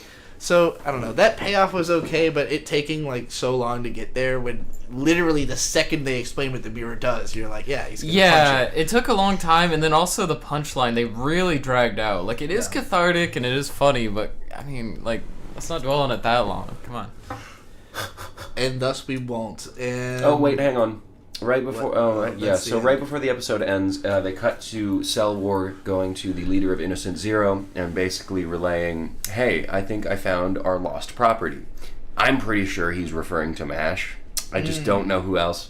Because I looked up Cell War's name, I noticed him and Mash have the same haircut. They're both mushroom heads. But anyway. Except that he's got, like, the tassels. Yeah. Well, that's not hair. That's things. like, those are earrings, aren't they? I don't know. Anyway. Innocent Zero, the leader, not... Because they've referred to Cell War as Innocent Zero. These fucking names. Oh, Innocent Zero is the big bad, I think. Why is he called Innocent Zero? I don't know. It's such a ridiculous... It The sounds names like are a little silly. It's one of my favorite parts of the show. Innocent Zero basically says, go get my property, and Cell War goes, alright. And then something else happens. What the fuck else happens in this episode? Oh, right. One of the students that was turned into a doll wakes up and hears that MASH is not using magic, or can't use magic. I don't even remember this. And I don't know if it's resolved at all, but the four of the friends basically go, we gotta save MASH. Also, like, Cell Wall just kind of leaves. Cell War, not Cell Wall. It's Seru Wall. So to what me, is he? it sounds What is he? A equally plant like war cell? or wall. Yeah. Not nearly as good a name as Love Cute or Milo Genius. I agree. This was the last episode of this season of Mashal. I don't know when it's supposed to 2024. return. Oh yeah, not until next year. Which That sucks. I want more Mashal sooner. Yeah, this is falling into the same trap of Dr. Stone in that the show is just a little too slow to take as long as it's going to. But I would give this like a strong 7. It could have been a light 8. But, like, this last episode wasn't that good. It had a couple good gags, but... Yeah, for a season finale, what the... Why? Yeah. The last episode was way more of a season finale, because it was fighting the bad guy they had been building up to all season. Oh. The guy who was... And this was all established. That's weird. Yeah. This season's like such a messy anime, but I think the highs are pretty good. I like the point you made also about the backgrounds, because you were like, wow. Yeah, I love how this is an extremely pure, just like fighty shonen anime, or like this is having no pretensions. It's just a battle anime. Yeah, that one phrase setting, you said, no just pretensions. fight. It stuck with me because, yeah, like I always complain about. I just want everything to be at at 11 all the time, but like it does communicate to you like no. Don't expect us to build a setting here. Like, that's not the point. We are not here to live in this place. It's just like, I mean, the joke is that it's a generic version of Harry Potter. Like that. Throughout the first half of the show, before it really became a battle shonen, or the first half of the season, that was part of what made it funny. Is that it's like Hogwarts with like all the personality drained out and replaced with jokes and. It just makes it so much better than the one thing they haven't done that Harry Potter Potter does is I wish all of the students had like magical animal companions. I would really like to see MASH with like a dog or something. I think that'd be cute. Dogs are cute. Dogs are good. We should see MASH as it's a dog. That would Alright, be. that's it for Mashal. Yeah. Well, Bird, what's your rating on Mashal? I really like this show. This was not a good episode. It was not interesting. The last one was fine, but it also wasn't that great of an episode in terms of like stuff happening. And there's been a couple prior to this where nothing really happens. It was just boring. Like a 7 and 7, maybe an 8. I don't know.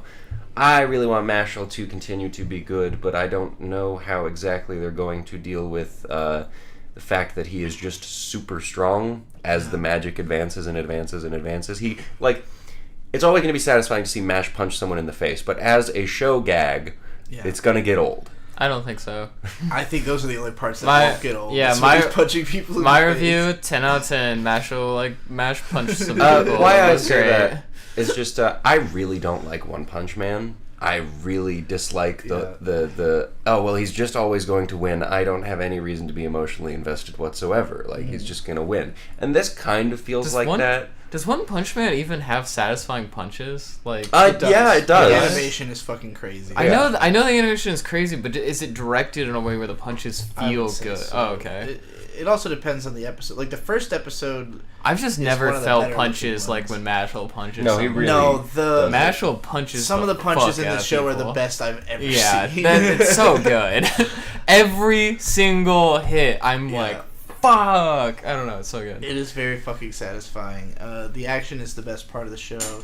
The individual action scenes and the individual joke scenes are great. A lot of what strings it together is pretty mid. And I feel very similarly to this about how I do as Dr. Stone, of like when it's at its best, it's an 8 out of 10. The concept is really fucking strong, but it just kind of loses the plot sometimes in that it takes forever to get anything done. It's mid. It's not the same as Mashal. No. There's more frames of animation, but I was just shown a scene from One Punch Man. Yeah. No, Mashal is, the impact is really there. Yeah, that's what I care about. Also, Mash is just a way better Hey, character. I didn't hate Beautiful this boy. one, He has a better actually. character design, actually. This is the last episode of this season of Oshi no Ko, and It wasn't the worst. it wasn't the worst stuff episode, happens. but it still sucked, and I hate this show. And 10 out of 10. I loved it. It was good. Pretty colors, pretty eyes. I I'll loved say it. the first, I think that's just because you look like Mem. the concert scene. I look like who? Her. Oh, really? A little bit, yeah. I'm seeing more of her Interesting. now. No, yeah, I can see it. I need hadn't like 2 thought about it. bows to like put my hair back like that. Mission up. This episode starts with our newly formed idol group giving their first like real concert, which has a shockingly huge turnout because Mem is, I guess, speaking personally as somebody with the same amount of YouTube subscribers, I don't think she could have pulled this large of a crowd, but whatever. They're doing a show, and I'm very based. the animation's fucking crazy. The animation was very the cool. performance sequence. The song wasn't bad, It's not terrible. We've had I a didn't couple really like it, really long, full drawn out full songs in this show that I didn't enjoy at all. This wasn't the worst. No, it probably was the best insert song. I forgot there even were other ones, but yeah. The concert performance looked really great, and it kind of hit a little bit because most of this fucking last couple episodes has just been Kana being in her feelings about how she used to be a real piece of shit. I said it was. But I get that reference now.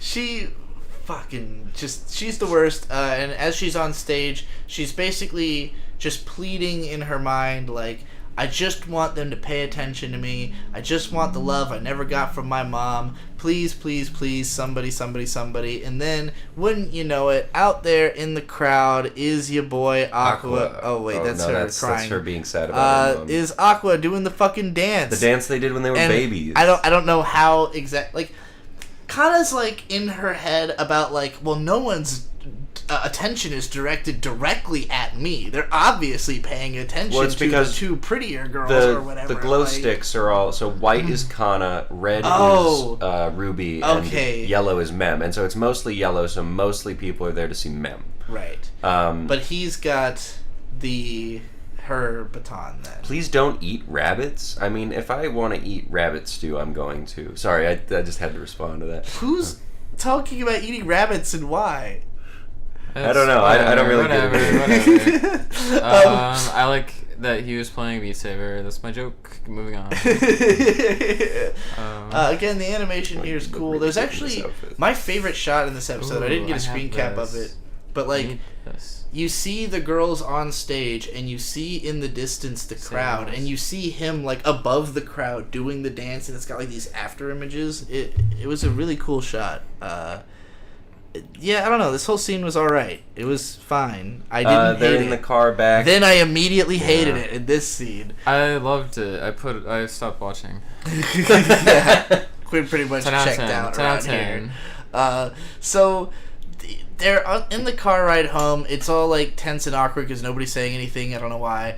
Kana finally is like, hey, so we did pretty good, right? And he's like, yeah, you did pretty good. And she's like, that's it? And he's like, well, I can't give you too much praise because you're going to have even bigger concerts in the future, and I got to save all my good praise for them. Wait. That's about when I started rolling my eyes and going, All right. Don't be Risper. Don't be begrudgingly invested in anything. If you like this show, you are genuinely right. Trixie cannot be more wrong about this show. This show is in fact talented. You've seen one episode. People like it for a reason. Risper, you're good. You're based. The reason is the mom dies. Yeah, no, the mom. I love it when moms die. If the mom dies, I think the anime is going to be a success. No. I'm just telling you. Well, if you kill the mom, your anime There's a will reason be for that. popular. Is that dead moms are fun. So you should stop being so jaded and accept.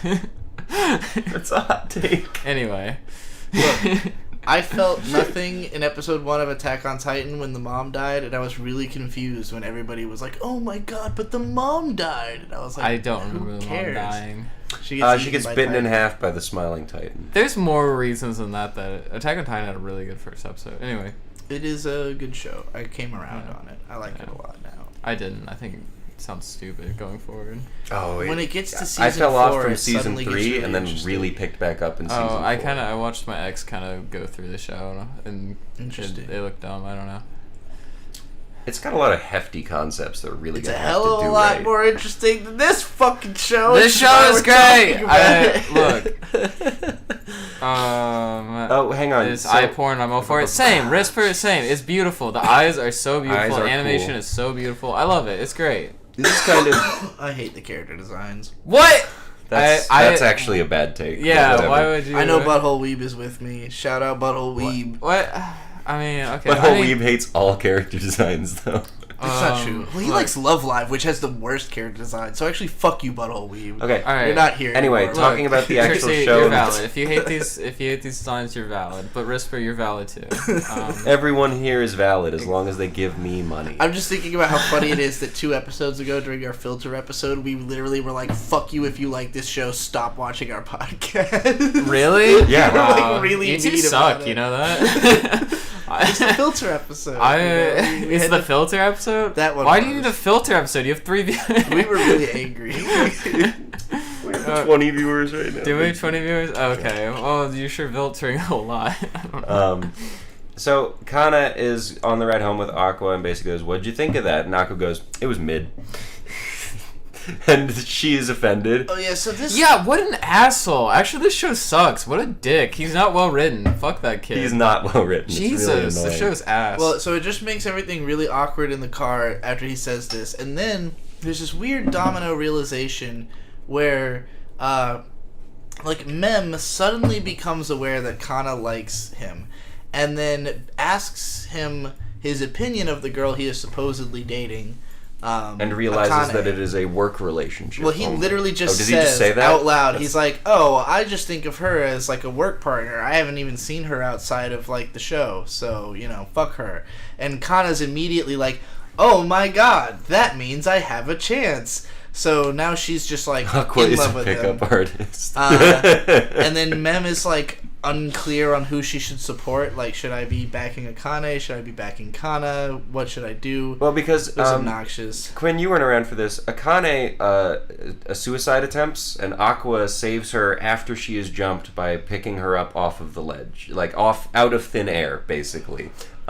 So Mem. what do you mean? Like she jumps and she She runs jumps up off and a grabs bridge, her? and he runs and grabs her. Do you know and how much strength picks her that up. takes? Exactly. Yeah, it's ridiculous. Shout out the Edit the Sad Parts music video by Modest Mouse that keeps getting removed off YouTube. That includes that. The mom lady helped. The mom lady helped. What the fuck? I don't know. I mean, she helped. She was the one who must have asked him how he felt about Akane then. Okay. And then Mem is like freaking out about But basically, God, Mem, why? Aqua, and Akane were all on the dating show together. That's how they all know each other, and so that's why Mem is having a hard time choosing behind Akane. And anyway, this show. So yeah, whatever. The car scene happens. Aqua basically just goes, "You're gonna have better concerts. Why would I give you high praise now?" Which is dumb. This guy's such an asshole. Yeah. So, we cut to a scene between Of a guy with like half white and half black hair, which is he's a like promoter for a playhouse. I think he's Akane's boss. he has some. I don't remember specifically what his job title was, but basically, it's a meeting that he's having with the producer of the dating show, who had talked to the main character, and this whole scene. This is another one of those like we're talking about industry stuff scenes, because like this scene did not need to exist for the plot of the show fucking at all. The point of this scene is they're going to put on a stage play adapting this extremely popular manga, and they need good stage. Like, as soon as they said stage show, it's like, Akane's coming back. Yeah. That's the point. But the scene is like 3 minutes of them talking shop about how they're going to make this thing and why it's happening. Again, really unnecessary information. These characters aren't interesting. Producer man, we already know, is just some shitty old guy. And then the new dude is just over-designed, ridiculous, like a character who feels like he was devised for the sake of this scene and being the facilitator of this information. But yeah, there's a popular manga. They're going to make a... God, the way they can explain... 2.5D play. Yeah, I'm guessing this is just a thing in Japan that happens because... Having it explained, I couldn't visualize what the fuck they're going to do in this play. I think it integrates holograms or something. Hang on. 2.5D, 2.5 dimensional perspective refers to gameplay or movement in a video game or virtual reality environment. That's not what this is. That's for gaming, but this is for a stage play. I assume, even though the Wikipedia page says it's about a video game or virtual reality, that the similar aspects are integrated into the play. How? What does that mean? You know what 4D is? They pipe smells into the theater.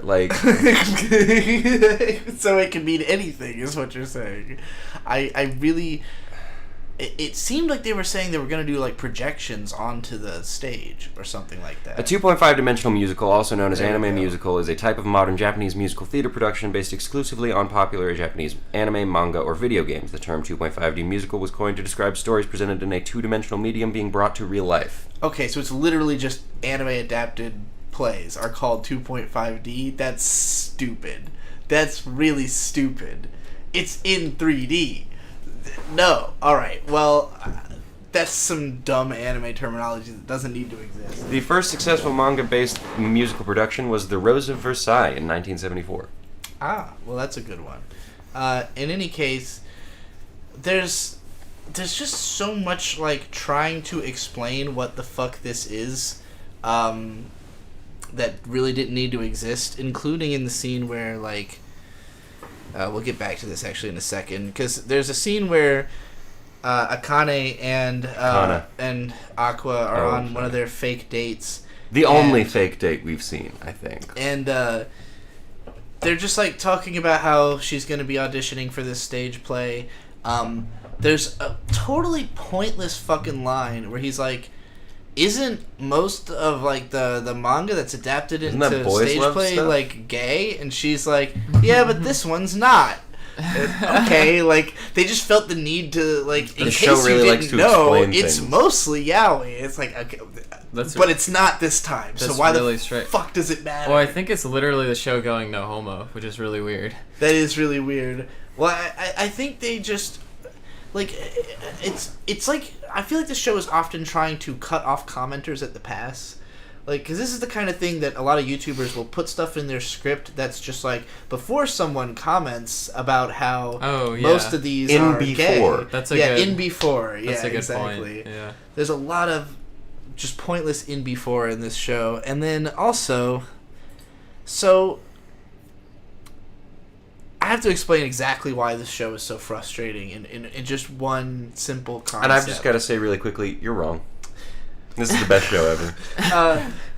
Wow, what a contrarian. What the heck? 4 episodes ago, Aqua finished the filming on the dating show. I want to say episode 3 or 4, he joined a dating show. By episode 8 or 9, the dating show was over. The whole reason he joined the dating show is that the producer knew something about his mom and agreed to tell him something if he did the show.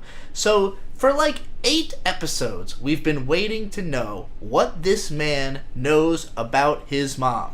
That's it. That's the only thing we've been waiting for the plot to make any fucking progress at all. Guess what? He doesn't know that much. Doesn't know that much. But even what he does know, we got to the end of the show 4 episodes ago.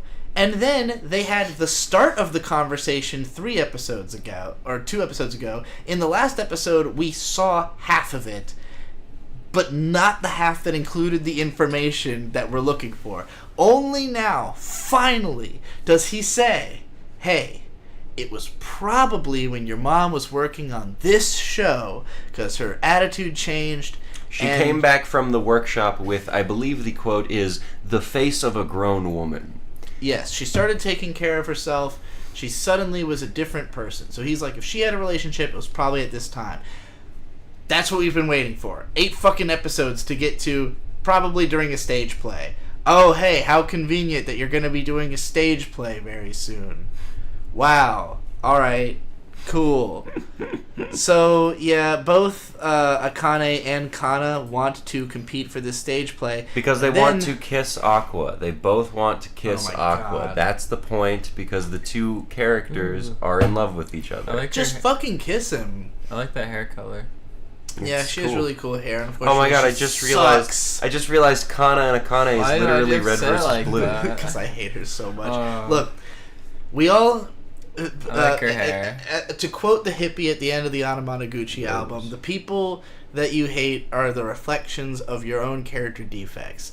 Kana is everything I don't like about myself turned up to 11. She's just Skill issue. All she does is complain about how nobody likes her even though she's famous. And this episode makes it even worse because, Kana's whole character is that she was a child actress. She thought she was hot shit when she was a kid. And apparently then, so did everyone else. Yeah, well, at the time, she was considered a genius because of her ability to cry on command and, like, her convincing emotionality. Aqua showed her up on the set of a film and she never got over it. She's never been able to convince herself she was better than him, and her career floundered. She had a little bit of popularity with a song, like a cute little TV commercial song. She had like a whole singing career, but the one she got famous with was a song about how eating bell peppers is good for you. So, like, I don't like him. Because of the fact that she never was able to reach the success that she had as a child, she has just been beating herself up for the last, 10 years. However, this isn't to say that she hasn't still been in the industry. And meanwhile, Akane, who we have been introduced to as a genius theater actor, claims that when she was a kid, she was a child actor, but she couldn't get any roles because she was in the same generation as Kana, and she views Kana as this world-class genius actress. Which, if she is, why didn't she have a career still? If she's so good, how did she fall by the wayside completely, or is it totally in her mind? I have to hate something based on... I either have to hate Kana even more because she's not only hates herself but is also full of shit and, actually popular, or I have to be angry at the writing for trying to convince me that she didn't have a career but had enough of a career that it fucked up Akane's career even though she's still considered a genius. Ellen Horizon, this is so convoluted. Yes, it is. I can't deal with it. I'd be sploding. So my final score for Oshi no Ko is... Was that the last screen cap? Yeah, I think so. Okay. Anything else strong 3... Oh, 1 out of 10. To a light 4? I don't know. I was really excited for this show after the first episode and kind of seeing what they were setting up for it and learning where they do end up going with it. And then the whole season, it's like nothing happened. Literally, I remember, episode 1 was an emotional roller coaster.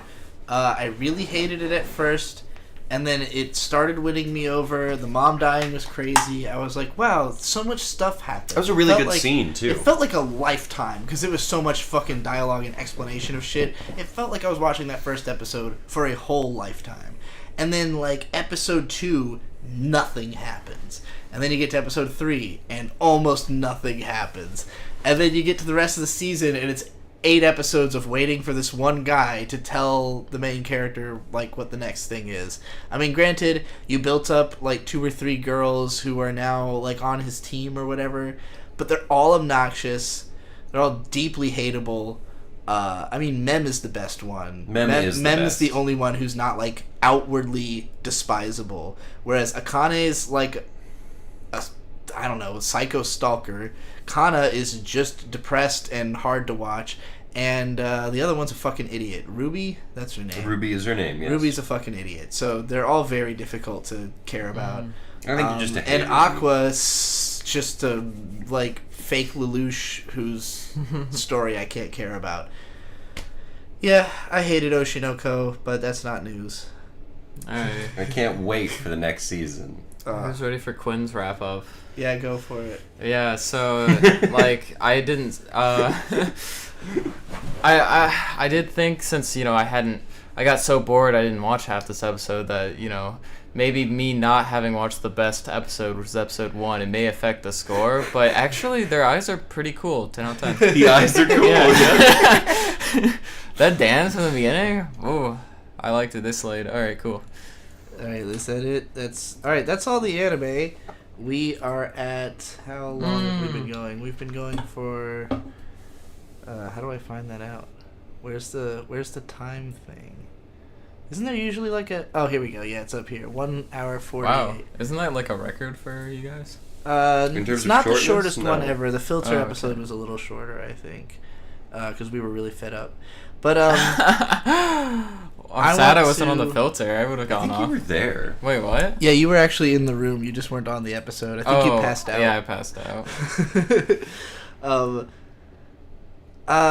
I was thinking about having us going through some comments, but at the same time, there's a lot of comments on Well, this is there any, channel. like, dumb comments? That, Oh, like, most Yes, of them. there's a lot of them. That I guess wanna whatever respond ones you to. didn't like, right? Whatever. I mean, Well, she even likes comments she doesn't. I wanted to Oh, more so. okay. I was more so hoping to read comments that are good. Maybe we could do like a special episode for this or something at some point. Well, next Well, whatever. We have a short episode. I want to see if there's anything in particular. Well, I next mean, week specifically, we're gonna have a really short episode too. So I mean, there's but if you Are can't we? like find any, I guess because there like- won't be a lot two of new things. shows. I guess we could have watched Steins Gate between. Well, I mean, the new shows will start. Like there will be new anime to talk about next week. Oh, So and also even if we don't cover any new shows, we're planning to talk about classics. So like the next episode will be the start of We Watch Anime Season 2. By the way, patreon.com/goldenwitchfire or We Watch Anime on Batch.by. Support us. I have to remind you. I would love it if he talks about some older shows next season. It seems like there's a demand for it. Oh yeah, well we mentioned that we might talk okay. about Revolutionary Girl Utena on the last one. You know what? I'm just gonna go. I'm gonna Is there scroll any comments back. that made you mad? Well, because the problem is that there's also comments on the actual live stream show on so it's on 2 different channels. Well, you probably responded to most of those. So that we have comments. people in the chat currently. You've probably got about 5 minutes to. I mean, I don't know how long this segment. anyone got go. some dumb shit that they want to get bullied for? Well, there's that. If you want to get bullied, say something silly. But if you have any feedback on this season, if you will, of We Watch Anime, yeah. something you'd like to see next season, a classic you're interested in us watching, anything like that, a word of encouragement, I don't care. Say whatever you want. But yeah, that's your, hey, we're interacting with you guys. What was that cheat skill one? Oh, that was about a show called Cheat Skill. Alright, Yeah. I'm just going to start from this Kexi comment, because Kexi is the person who I most want to have next as a guest, call-in guest on this show. Oh, Kexi's great. Kexi's one of my favorite anime YouTubers, and he also is a subscriber, so if you hear this, Kexi, Oh my god. come on the show. Kexi's most recent video is a picture. It's a thumbnail of Ruby from Oshi no Ko, and it's the popular anime curse. Yeah, I haven't watched that one yet. I need to. Kexi said, I think what upsets me about Oshi no Ko is that it's a pretty decent show, but randomly does things that I cannot wrap my head around from a writer's perspective. Like the fact that every character Aqua needs to acquire and more information from just happens to spill out all of their intentions and ulterior motives on a whim while our main character is hiding behind a wall eavesdropping, and that this is the main method it uses to advance the story makes me think the writer had no better way of revealing information, or the writer thinks everyone watching this is 12. I mean, if that's true, that's not great writing. I kind of hate those tropes. I really want to go back and rewatch Kaguya-sama, because that's who made this, right? The Kaguya-sama lady. I 'cause think it's really- a guy. Guy, whatever. I love how we can hear you ripping a bowl and then having your coughing fit. Well, I don't know if Yeah. that's true. Well, it, not it lately. was true in that episode. Oh for my sure. god. Trixie likes to hit Look, those episodes were like fucking 5 or 6 hours long. There was no okay. way I could make it through that without Yeah, hitting you're something. right. Honestly. There's one point I got shit for like eating on mic, and it's like, dude, I'm hungry. I don't know what you want me to do here. It's been 3 hours of this. Fun fact, the Oshi no Ko muscle influencer was heavily inspired by a Japanese talent named Nakayama Kinikun. The real-life person is known for using Bon Jovi's It's My Life. In the anime, they use a song with a very similar riff as Bon Jovi during the 1-hour workout. Oh my god, yeah, no. He That guy looks cool. yeah, he looks nice. I'd be friends with him. All these comments are too reasonable. It They're says all he's a like- comedian. That's interesting. Where's that one? Oh, never mind. I have to get to the more recent episodes instead of, I'm like going back through every comment that's ever been on the channel. Like, I know there are some I wanted to read. Let's see what this one says. I'm amazed you liked this Mashal episode. It was such a fucking turnoff. I really wanted this show to be like an 8 or a 9, but it's more of a mid-6. All the characters are fucking suck except for Mash himself. Some of them are funny. Dot kinda sucks. Meanwhile, half of your review on this Oshinoko episode was about how unbelievable it is that Aqua could pass as Paeon. This is something that bothered me as well. Aqua is a teenager. Paeon is a bodybuilder who's been doing it for years. This is something that bothered me as well, but it's so inconsequential to my enjoyment compared to every character in Mashal being fucking insufferable. They seem to be more or less the same height, and in universe he nails the squeaky voice, which helps make it more convincing. I was not. The fact that the sister literally is like, that kind of looks like my brother's body type. I'm pretty sure Paeon didn't look like that last time I saw him. Like, come on. I would have preferred they handled it in a less convoluted way. A character trying to pass as another one, especially for a whole day with people they're very close to, is almost always a sort of hard pill to swallow. Yeah. Aqua's plot armor is very annoying as well. It hasn't gotten on my nerves yet, but I really hope he gets his comeuppance from all the stupid and manipulative shit he did that only worked out due to chance, or well, because he's the main character. He's a good boy in his heart, at least. I really hope it's not actually Aqua's revealed. a good boy in his heart? I don't know about that. I hope it's not actually revealed that he was trying to set up the same group to draw out the killer. At most, it could make sense that their father would be interested in it due to his previous relationship with Ai. Hopefully what Bird said is not a manga spoiler. I don't remember what I said, but it probably was. Sorry. I don't know. I don't know if I've said this enough. I spoil all of these shows' manga plots for myself. And sometimes, it slips through the cracks. Whoops, my bad. Oh, yeah, I hadn't known this. Apparently, Devil is a Part-Timer came back last year, and this is actually part 2 of season 2 that's coming out next season. We should definitely catch up on that. I like that show a lot. Don't know if I care. It doesn't seem to be very popular. And also, this person said the new season was really bad. I'm back now. He stopped watching the show to go watch Mashal. Honestly, good for you. Yeah. Real quick, love if you talked about older shows. Amy Worrell in the chat said, I'm on board for talking about Steins Gate and other older shows. I'd also recommend Sunny Boy, Link Click, which is a Chinese animation that looks interesting. Huseki no Kuni, that I've never heard of, and Yofukashi no Uta. I don't know what those last two are. Sunny Boy has been recommended by more than a couple people. That's one of the ones that will probably end up getting voted for as a bonus episode because it's come up a lot in those polls. Hoseki no Kuni is Land of the Lustrous. That's a really good show. Very good gender non-binary show. Oh, really? Oh, I like all the characters are genderless, so because they're all gems. So. Oh, yeah, you have a video on that, don't you? Yes. Yes, I do. Okay. I love Steven Universe. I want to read this comment thread. Ex Takea had said, "Can someone explain what they find so good about Skip and Loafer? I watched it and thought it was really nothing special, just a typical slice of life show with generic events and some annoying melodrama with that Ririka girl. The main characters are good, but that's it. Pretty boring show, IMO." Bird responded, "Spiritual healing." And Last Esses responded, "The characters all have rich personalities and complex relationships, so I find it fun to explore how their emotions are brought out and evolve through their interactions with each other, while also being invested in seeing the characters I like find their own happiness. For example, a standout moment of the season for me was when Mika realizes that while she was busy taking note of the boys who wronged her, Mitsumi was taking note of the guy who helped them out. Comparing her own attitude to Mitsumi's made her realize that she was being toxic in her approach to others, and that this was making her and the people she targeted unhappy. And while this realization made her feel bad and lowered her self-esteem, it was also the reason she started to want to improve herself, to become a better person, and to befriend Mitsumi instead of being a bitch towards her. And you can see how this moment affected her by how different her personality is from this moment forward. You could even go further and extrapolate that the reason why Mika used to act like this was because of how insecure she was and how envious she was of others' confidence, so she would try to tear them below her level when what she really wanted was to be liked by other people for who she really is. It is a great moment of introspection that allows me to confront my own emotions by exploring those of the characters, and it is also the moment I started to like Mika, as seeing her struggle with her insecurities and want to be better makes me want to root for her to find happiness, and this show is full of little moments like this for each of its main characters." Perfectly stated. Just to explain a little more about the spiritual healing thing, because I cannot understand how someone doesn't like Skip and Loafer. For me, what it is that I feel like I identify with both Skip and Loafer pretty much equally. They're just both really... You definitely have more of a Loafer vibe. Yeah, no, but like the neuroticism that Skip has, literally me. And so that's always fun. Or like the lack, just all of it. Like she is very ADHD, whereas Loafer's just like kind of relaxed. Aren't they adorable? I really love this art style. I guess my one-word answer to the question would be perspective. The manga has a lot of perspective and represents perspective really well.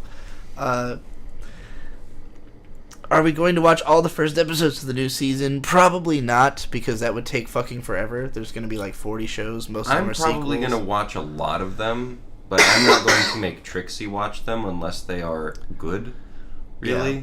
Or I think they will be popular. Because every time we've looked at the new season of anime, pretty much the only reason we didn't pick anything is it's a sequel or it is not popular on Mal. I'm also really hoping we can get a guest. I mean, 1 week is kind of short notice, but if we can get like Kexi on to the next one too, because first episodes are the easiest ask. We don't have to tell somebody, yeah, you've got to catch up on 3 episodes of 10 shows to like talk to us. But if we can get somebody to be there for just first episodes of whatever we're going to talk about, that would be fun. Anyways, Essa said, the last episode of Magical Destroyers was so frustrating for me. I really wanted to love it, but it just lacked the punch necessary to make the climax satisfying. When Otaku Hero gets told by God that everything he knows is fictional and that his only purpose in the story is to get defeated and killed, and yet instead of falling into despair at the futility of his own existence, he gets angry at the literal creator of his universe because he's trampling over the passion that he and his fellow otaku comrades share. That was one of the most badass moments I've ever seen in anime. It encapsulates what I liked the most about this anime, the complete sincerity with which it loves otaku passions, passionate people, and also the emotion of passion itself, and the idea that you should unabashedly love your passion itself too. If the story took more time to expand on this conflict instead of throwing it in at the very last episode, it could have been the ultimate man versus author story. Sorry, you finished that. I just remembered that we have to talk about something else. Oh, what do we have to talk about? Dun, dun, dun, dun, the Indiana Jones movie. We could yeah. do that at the very end, I guess, if you really want to. I'm not gonna. I won't actually go into it that much, but definitely go see it. It's so much fun. I wasn't sure I was gonna love it until I learned a couple different things about the people making it, and then like within the first 5 minutes of the movie, I was like jumping up and down in my chair, like slapping B's leg, like it's Indiana Jones, it's Indiana Jones, he's back. Oh my god! It was actually a pretty good movie. I enjoyed it. Monkey Lemur. This is about the dangers in my heart. I mean, I agree Boku no Kokoro is not a masterpiece, and they obviously announced Season 2 before they even finished airing Season 1, which is why the last episode of Season 1 was so bizarre. The early parts are stronger than the later parts, and I think the manga just simply does it better, though the anime was a good tool to bring more people to the manga. I don't recommend Season 2 because even though there are great moments that actually lead up to something, they ruin it by giving the shitty blonde friend any level of importance, even though Anna doesn't even really know the guy fucking exists. It's not great, and the library moment is never quite replicated by the series in terms of complexity, but who cares, as I got the enjoyment I was looking for out of it. But the thing is, I watch a lot of romance animes too, and yeah, they all blend together. It's just impossible to write original things, most especially in romance, where the sheer limits of real life, I think, limits the dimensions in which romance could even be explored. I highly disagree with that.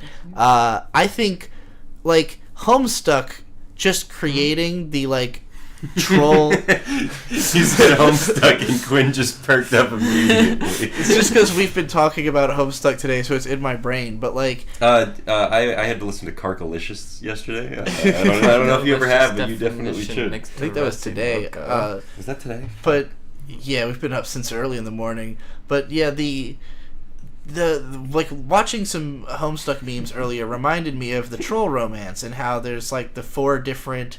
Kismesis, Morel. I don't remember the other ones. There's 4 different types of romance you can have between trolls, but like because of the fact that all the trolls have like their personality issues, they're always flipping between what types of relationships they are, and like they're very hard line about like it super matters in their culture what those relationships are and how they're defined, and like.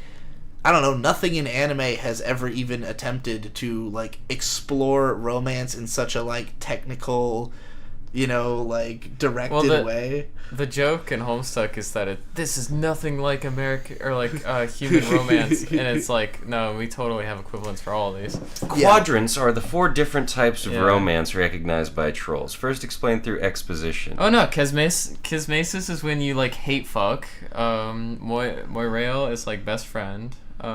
Flushed is like a normal traditional love, and then there is the 4th is like you facilitate. I forget what it's called, but it's kind of the most nebulous one. It's to like mate spirit kismesis. Yeah, you facilitate a kismesis. You basically make sure the kismesis don't actually kill each other. I see. Yeah. So, okay, interesting. Yeah, Homestuck seems like a lot. It is the and most. Then actually, Hussey explains that for like 10 plus pages in extensive detail, and then he's like, "Oh, you didn't like that? Let me explain it again." And then he explains the entire thing again. And of course, even though like the joke is that you're gonna hate it, it is literally the most important, beloved like part of the entire story. Like the whole fan base basically exists just because of that. Yeah. Because man, teenagers really needed a way to like describe their relationships. You get people identifying aspects for their sexuality. Boom. I'm not gonna read the rest of that comment because it's long, but. Big shit. Let's see. Is there anything else I want to read? I feel like a lot of the shittier comments were on the other channel. Yeah, I thought there would more be of the more fans like, are on this one. Yeah, I thought there'd be more smarmy comments. Hidden Music Island with €5 says, "Good morning. Good morning to you as well." Oh, I guess it is morning now. Well, they're in the UK. Yeah, they live across the pond. They almost always miss our streams, but it's always good to have them. I think they're one of the first. I assume it's like 5 or 6:30 in the morning for. Hidden Music Island, so yeah. That's the same Good channel. morning. Oh god damn it. Wait, how am I logged? How am I? I am in the streaming back room of the Yig Studio channel, but I am signed into the We Watch Anime channel. I don't know weird. how that is possible, but we're still live and it's all still working, so It is what it is. Oh my god! And then logging into the channel is making me do a. Verification. This is very bizarre that I'm even capable of being stream like in the as you're live streaming on the channel. Can you verify this is you? Alright, let me do my little security alert. Man, social medias are just really on one today. I'm gonna go back to using Facebook. Oh no, well Facebook's always on one. Well, Facebook's not terrible. I mean, they show me cool trucks I want to buy. Their algorithm Instagram doesn't do shows anything me for me. cute frogs. That too. Do you know about Keroro Gunso? No. Sergeant Frog. It's a kids show. Mint salad. Go check out her movie reviews. But it's she had shown it to us. But it's basically this frog is an alien. I've seen that before. He was sent to show me Earth like a to clip take or it over. something. Oh yeah, all my recent comments are gonna be on the fucking how to recognize terrible anime video because I've got just like there's like immediately like good shit on here. Hold up, what was like the top comment? Wow, you look exactly like someone who does video essays about anime. Let's see what you look like. You're watching someone do a video essay about anime. Yeah, post physique, please.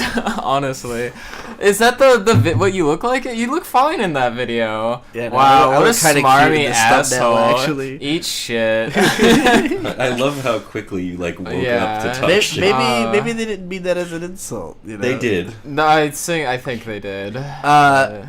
Oof, guy that keeps interrupting makes this unwatchable. Is that me? About you. Hey, go fuck yourself. Trixie does it to me equally as much as... Actually, more. Trixie interrupts me on this podcast more than I interrupt her, and I'm really tired of getting this complaint, because go fuck yourself. It's not... here's something I don't think a lot of your fans understand, Trixie. This show is not just you. Yeah, no, it's our show. I had to get you to talk about anime again. You would not have done it. I would not do this show by myself, period. It wouldn't happen. There's no fucking way. So, basically what I'm trying to say, all of you should be on your knees sucking my cock, because I got your anime mommy to talk about anime again. I got your mommy Just go here. fuck yourself, actually. You want to hear from mommy? Anyway. I guess we're both anime mommies now. Yeah. I'm trying to remember. I recognize this person's name, so I'm trying to remember like why, but I can't. You know, whatever. I guess you are allowed to be so wrong, but Let's combine our powers I- to revive Orcut. It's Orcut. Forget all these comments that There's are so on many my... good ones. There's so many good ones. Gate feels like an anime made for 4chan users. I agree. B, have you ever seen Ancient Magus' Bride? I have not. Piano Man is I asking. think I've seen about like the first episode. Also, I think Piano Man thought we were talking to him when we said post physique, because he said he has an 8-pack and massive cock. I swear. That's funny. Oh yeah, this is a comment I really wanted to respond to. Wait, so- Dark Souls 2. Yeah, they're mad about. I just my want to talk takes on about Dark that. Souls I just want 2. to talk about that. Wait, what are your takes? What you talked about Dark Souls 2 in the We Watch Anime? No, it's just they're just upset Oh. about some shit I said like 6 years ago that doesn't mean anything Also, to me the at Dark all. Souls 2 is in fact bad, but it's the good kind of bad. Oh wow, copium. Typical. Okay, Yeah. here we go. Let's go through the whole Wow. comment. All right. This is from Bulldog Micro 4279. I always say names. I was upset that Shuon Head did a whole video about creepy comments but censored all the names. I'm like, no, we need to know who these people are. Like, public shaming is important. Questionable maybe. I don't know. Well, it makes you reflect. You won't fucking write a dumb comment again after you got put on blast. Or in the you'll middle of write a dumber podcast. comments. I mean, it goes both ways. That's true. It's either one or the other. But if you write dumber comments, then you're just gonna get it from more people. So Anyway, something I noticed with you over the years: if you can't relate to the characters and there are no struggles, you just hate the show. I know objectivism is BS. That's not what you mean. Moral objectivism and being objective are two different things. But at the same time, you hate Oshi no Ko even though it's just mediocre. No, Well, I it's not. disagree. I don't think it's just mediocre. I think it's fucking trash. That's why you now think Kaguya-sama Love is War is okay, even though it's just slightly above average. Strong 7 to a light 8, which, by the way, is also what I would score. Wow, this is strong a 7 to very a light weird 8. comment. So we It's- literally agree on the quality of Kaguya-sama. Well, And they're like a longtime fan, but they're like, I don't know. It's weird how they're talking about your opinion. probably always had a contentious relationship this person with my clearly content. knows Yeah. Trixie's opinions better than Trixie does. Yeah, it's very weird. I've grown to think your opinion is sort of shit, but in the sense that Well, alright, thanks. But in the sense that if you can't relate, you'll find it bad, even if the art and animation are above average. This doesn't excuse the mediocrity of Oshi no Ko, but I would never say it's bad. Just normie/Reddit core stuff, which is literally what we called it from this. Again, I completely agree with you. I don't even see how this Wait, is why- a contention. Why- I don't have to come to art with a subjective, like, measuring all of its qualities. That doesn't exist. Yeah. And also, like, if I don't relate to art, I don't care about it. Like, I don't... Well, that's how Why it's should supposed to you? work. Yeah. The point, art is If a they- utility. Yeah, Like, art is trying to be relatable. Like, if it's not relatable, then I don't care about it. And the question is, why isn't it relatable? Because, like, it's one thing if there are shows that I think are good, or that rather I know are good, but I don't relate to. I don't like Breaking Bad. I don't get it. The characters don't speak to me. It doesn't do anything for me. I've tried to watch bits and pieces. Maybe I'll watch it and like it eventually. I don't know. I've seen like 3 episodes. I was just like, I probably like I Better just Call don't Saul care. more. I probably would, and I've seen like I mean- some of that from you watching it, and it seemed okay. If this person's just hung up on the rating systems, like, rating systems are fake and don't matter, so whatever. It's just that I don't think Oshi no Ko is bad because I don't relate to it. I think it's bad because it is badly written and the author is a fucking idiot. Like, trying to talk about a bunch of shit that he doesn't know about. Like, he All thinks right, he understands maybe. the I industry. think that language is a bit strong. Like, but- maybe he's not... idiot is a strong word. The fact that he can even compose a story makes him pretty Yeah, smart. But, yeah, like, yeah. it's just again, for the same reasons I compared Oshi no Ko a lot to Skip and Loafer. You can watch the shorts on this channel about both of those shows to get like the very brief exactly what I think the difference is. But like Oshi no Ko is characters saying all their feelings out loud and just And also having explaining conversations them in their head. and first thinking through all their emotions, then explaining all their emotions in ways that people never do. And like, Oh my god, I just read the last sentence of the paragraph. Okay, let's I can't finish the handle comment. it. Oh my makes me God. wonder if you like a video game for the art budget Oh. rather than the game itself, as you loved Elden Ring, even though it was one of the worst Wait. Souls games, even Wait, worse than what? Dark Souls 2. Okay. Lol. That's the end of that Lol. comment. Big lol, LMAO. big lol. LMAO. Lol. Dismissed. And then also we're says good here. We're the done. follow-up comment, I'll add that Dark Souls 2 is in Oh. fact bad, but it's the good kind Oh of my bad. god. My equivalent to this is fast food. Oh Oh my which God. this is an Ego Raptor fucking steal. Because this is the end of the Castlevania video. My equivalent to this is fast food. You were eating trash, but it tastes damn good, so that every once in a while you indulge at the said trash. Actually, no, this is probably a reference to my video of fucking the Astra Score. Whereas Elden Ring is too good to enjoy like fast food. What? So I'm just left disappointed with how bare bones copy and paste the whole experience is. I'm just left sad. So basically their take is that Dark Souls 2 is good because it's reliable like McDonald's, and Elden Ring is like a full course meal that's disappointing. That makes sense. Man, Your metaphors are I just going way too far. This person just has a problem where they're trying to like figure out this objective quality to art. All right, like you can just say Dark Souls 2 is your fun podcast game. That's fine. And Elden Ring is like too big and you don't like it. They don't have to be good or bad. Yeah, those words don't have to factor in at all. Dark Souls 2 can be a comfy like podcast game. I mean, it's fine. The fact that I think something is bad shouldn't affect your feelings about it. Yeah. I get it. Critics get in your head. I watched Anthony Fantano for a long time, and I still have these weird moments where, like, just today I was listening to this Julia Holter album, Loud City Song, and, like, I love the album. Fantano gave it, like, an 8 out of 10 fucking years ago. But, like, he always has in the description a list of what were his favorite songs on the album and then his least favorite song. Mm-hmm. And whatever he picks as his least favorite song, it always, like, works its way into my head because I just think about, like, either I think, yeah, that really was the worst song on the album, and then it becomes, like, somehow more hateable because I'm so fixated on how it's not the best song, or if I disagree with him and I like the song, every time I hear it, I just get angry about, I can't believe fucking Fantano's such an idiot. How could we put it as the worst song? So, look, I get it. I works into your enjoy brain. music so much more. It's been a few years since I've watched Anthony Fantano, and I enjoy music so much more now. Ellen Horizon said totally I with should you. start defending Oshi no Ko in the comments so y'all can bully me. I mean, we'll just bully you in general. I don't know. We are very nice I to just Ellen. think, like, She's usually, if my opinion on whether something is good or bad, like, sends you into this much of, like, a spiral of thought, that's not a healthy relationship with my content. Like, why is your phone not on silent? We're doing a show. Busted. Shit. But yeah, like, I don't know. You're thinking about it way too much. It doesn't really matter that I do or don't like this show. The point of my channel is that I interrogate the relationships of art and viewership. That is what intrigues me, is like trying to get into the head of the author and figure out what they're trying to say to me. And if what they're saying to me is information that I don't think I can use, it's upsetting to me because I wasted my fucking time. I've started to think that Jacob Geller's content's like the best way to like capture media. Like he goes like, "This is this crazy experience I had with it. Some people got this, some people got this, but it was so crazy." Well, and I also get that like people are looking for representation from reviewers. Like that ultimately, what you want is somebody's going to say the thing you were thinking that you didn't know how to put into words, and like. I've always been of the opinion, like, I wish there were tons of people writing about media so that all the perspectives would be covered. But the fact is, a lot of people's perspective can't really be put into words. A lot of my perspective can't really be put into words that easily.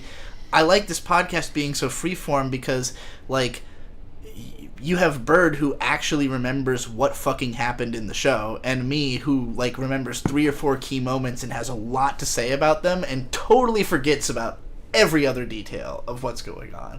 So, like, that fulfills 2 different needs on the part of different anime fans, where there are some people who, like, aggressively are upset with me throughout my whole career about how bad I am at keeping track of plot detail. Don't have to worry about it. Bird's keeping track of plot detail, you know? Most of the time. If you know that I'm asleep, though, I would ask that you, like, keep a track a little bit. and you know, on the other side of the coin, like, you know, I've got some, like, vast anime knowledge, so I can, like, bring some perspective of, like, this references all this history and all these things that, you know, that maybe these creators are trying to say because they tried to say it in this other show as well. So, like, you know, that's the most interesting thing to me has always been figuring out why I'm having the reaction I am having, and then sharing that with you. I'm usually having that reaction because of the author was trying to do something, and either they did it really well or they did it really poorly, and, you know, I'm explaining how that is. And you can disagree, and your opinion is every bit as valid as mine. Also, they're kind of repeating... Look, if you played Elden Ring, like, when it came out, your experience would not be that they copy and pasted a whole lot of shit. That's just what a lot of analysis people came through, where their job was to analyze it, and so they played the game 3 times in a row, and they were like, you know, Elden Ring doesn't hold up on a second or third playthrough. It's yes, like, it does. It's like, dude, just... Like, I don't know. I still go and definitely play that game go touch grass. You know, get off the internet. Stop watching so many analysis videos. No maidens. Yeah, seriously. Like, you know, Elden Ring's great. So to comment on Dark Souls 2 and Elden Ring, because they were like, you must only care about the art budget. First of all, budget doesn't matter at all. It's the design. Like, it's the art design. It's not that they had more money. Different fucking people worked on it. Like, it was a different talent pool. The people who made Elden Ring just did a better job with the art design. But the art design is not the problem with Dark Souls 2. It's the fucking animations. The animations are fucking dog shit. They're very floaty. Like, walking feels terrible. I don't like how attacking feels terrible. Yeah, there's no weight. It's all too smooth, and you have to pour like a ton of points into whatever to make your animations even start to feel better. But like, that's just the most for me, the control mechanics are the most important thing in any video game. If it doesn't feel good to play, I don't give a fuck. It's cool that you like agree with me on that, because like I think so many people grasp at straws on what's bad in a game, and like sometimes it just feels bad, like bad game feel. Yeah. I don't even think the art design's very bad. I think the level design is bad for all the reasons Matthew Matosis said. But yeah. Anyway, moving. Elden Ring is really fun. I still haven't beat it. I haven't beat either of those 2 games. I did everything in the starting area, and then most of what's in Land of the Lakes, but I haven't beaten Raya Lucaria yet. So valid, pretty valid. Anyway, that was that was the comment I I've most beat wanted Elden to Ring respond like to. 4 times at this point, and nice. It's consistently good. Nice. Yeah, it's amazing.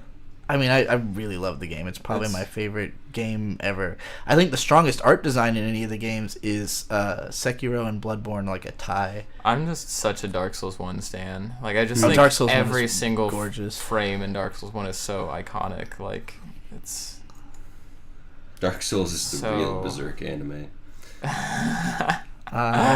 There's a comment that just says Birdgers. Yeah. Birdgers. You have no idea how much I say that in real life. He calls me Birdger, too. Or just Why Burger. did hash browns? They wanted your hash brown. The Gimme Ghoul collecting isn't as bad as Bird makes it out to be. Collecting 1,000 doesn't take that long when one gives you 50 plus coins. It gives you 50, and it's fucking annoying. It It might not be as bad as I made like it out cope. to be, but it's fucking annoying. Sounds like cope, yeah.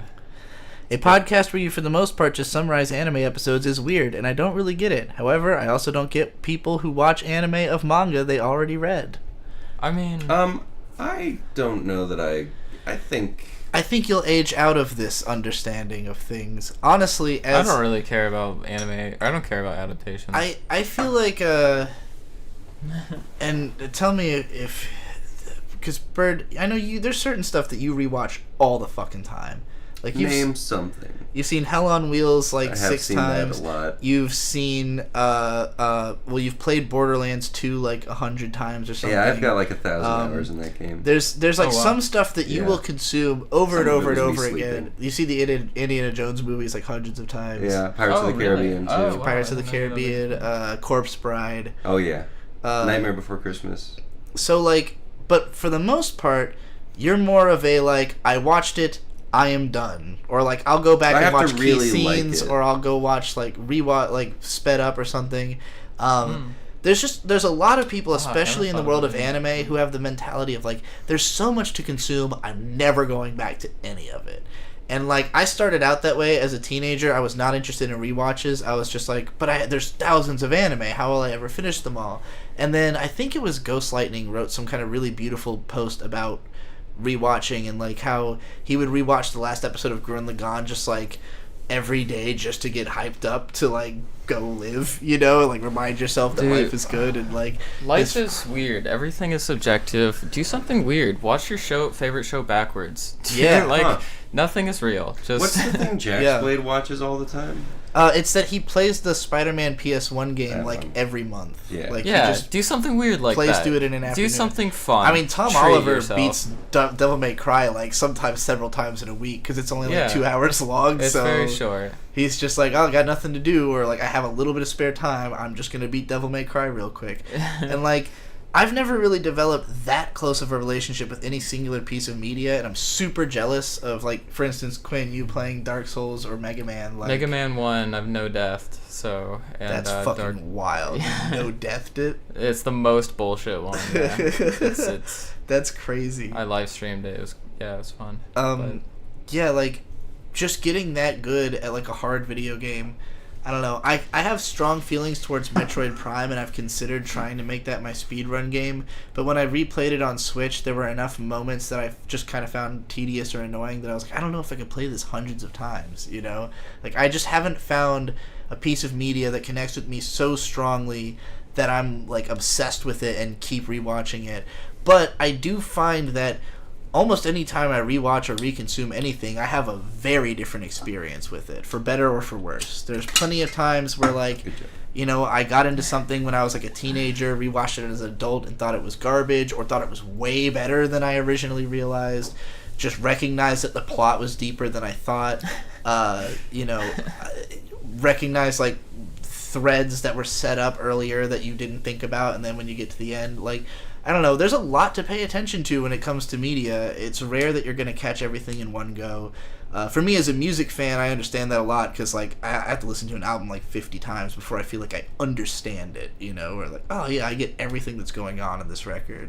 But sometimes I never feel like I understand it. I still don't know what the fuck's going on, like any Mars Volta song. So, you know, I think when it comes to watching an anime of a manga, aside from just getting to experience the story again, it's also very different. There's music, there's color, there's voice acting. Like, personally, I'm just way more into animation than I am into, like, comics. I love comics, but animation is my go-to medium. Yeah, life is infinite in all directions, inward and outward. Do what you want, have fun, don't stress. You've gone fully into the acid thought headspace. Well, no, it's just, you know, life. It's just true. I was, in my version of acid thought, is just everything is infinitely outward and infinitely inward. It's just thinking that true. Over and over again. Good thing to keep in mind. A whole trip. What else is there? That looks like all the live stream comments. How did I get to the end of them so quickly? Oh, is that what we're focusing on? Yeah. Oh, okay. Actually, this is strange. Okay, maybe it was just a while between streams. Yeah, I guess so. I mean, if you see anything that you want me to stop on, let me know. I mean, there's a bunch of arguments with people. Stuff. Yeah. I'm trying not to do anything your comments that's on like We Watch specific. Animes are a lot better or a lot nicer. Yeah, well, because they know I'll give them the sledgehammer. It's like the only people commenting on We Watch Anime are people who like know who we are. Right. And like on the main channel, it's just like, you know, somebody found the video and is just saying what they think about it. But yeah, I don't know. I guess we read all the ones I really care to. We pretty much said something about each show that we have a contentious relationship with. I feel like we might have watched anime. Let us know what we need to cover next season. I would like to do Revolutionary Girl Utena. I'd like to do Steins Gate. There's fucking hundreds of anime that I think would be fun to do on this show. It's just a matter of getting to them. But I want it to be popular. I don't want to do shows that I want to watch necessarily, as much as I do shows that you want to hear us talk about. You know, I will give suggestions that I think will... I just think people will want us to talk about those two shows anyways, because I know my audience likes Utena and Steins Gate. So, but, you know, tell us what we need to watch. Do you guys have any closing comments? Go see Indiana Jones, The Dial of Destiny. It's really, really, really good. Do you want to do a cute little rant about it? Fine, okay. So I was sitting in the theater. We were like a minute late, so I didn't catch the first minute of it, which is logos, so I was fine with that. It starts off with a flashback to 1944 Germany. Germany's falling, as it did. It's a CGI scene, so Harrison Ford is anti-aged in the best anti-aging I've ever seen. It's really incredible. But basically, the Nazis have loaded all of their artifacts onto a train and are trying to get them to Hitler, the most important one being the Lance of Longinus, the spear that killed Jesus Christ. Indiana Jones is then hung and escapes the hanging by a bomb bombing the building he is in. He eventually gets to the train, finds out that the lance is a fake, but there is this other thing called the... Maybe you shouldn't spoil it for them. You should just sell them on it, right? Oh, sure. I don't know. It hits every single one of the beats that an Indiana Jones film needs to hit, I think. It's got really good quips. A big guy dies in a terrible way. It's got the hat. It's got the whip. Hell yeah. Does he do the callback of where the person swings the sword a bunch? And No, that doesn't happen. But actually, I was surprised that there's like a lack of Indiana Jones having a gun in this movie. And Trixie had said, "Isn't that like a thing in his character that he just doesn't have guns?" And I was like, "No, because there's that one scene where the sword goes around and then Indiana Jones just shoots him." Trying to think other things I expect out of an Indiana Jones movie that. He says that belongs in a museum like 2 separate times. Oh, That's my pretty God. funny. I was geeking out over that. Phoebe Waller-Bridge does a really good parallel to young Indiana Jones, and I know this is supposed to be the last Indiana Jones movie, but I really wouldn't mind seeing Wasn't her. the last one? Aren't they all? It's dead. But anyway, so Waller-Bridge, I would love to see Indiana Jones movies with her as the lead. I like that she has her own version of Short Round. Teddy was a lot of fun. Mads Mikkelsen is always great. I mean, I don't feel like this is that much of a spoiler. So Mads Mikkelsen is the main villain, and he is a Nazi mathematician who his motivation is to go back in time and kill Hitler because he thinks he could do it better. Which is just like... Wait, like more evil? Yes, exactly. So at one point, the movie takes place in 1969 with the moon landing. Apparently, Mads Mikkelsen's character helped us get to the moon in that universe. And so he gets room service at a hotel in New York at one point. And a guy comes in, and basically they have a weird little race conversation. And Mads Mikkelsen ends it with, "You didn't win the war. Hitler lost it." And there's a lot of like weird little quips like that.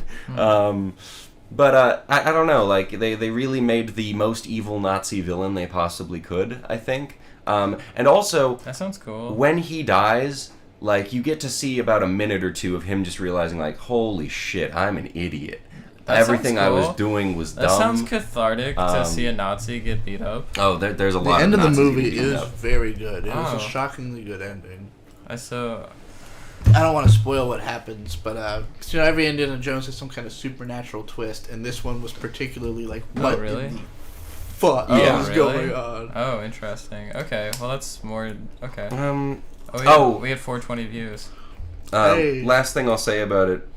My favorite quip in the movie was at one point Mads Mikkelsen's character makes a joke, and Indiana Jones goes, "You're a German, Waller. Don't try to be funny."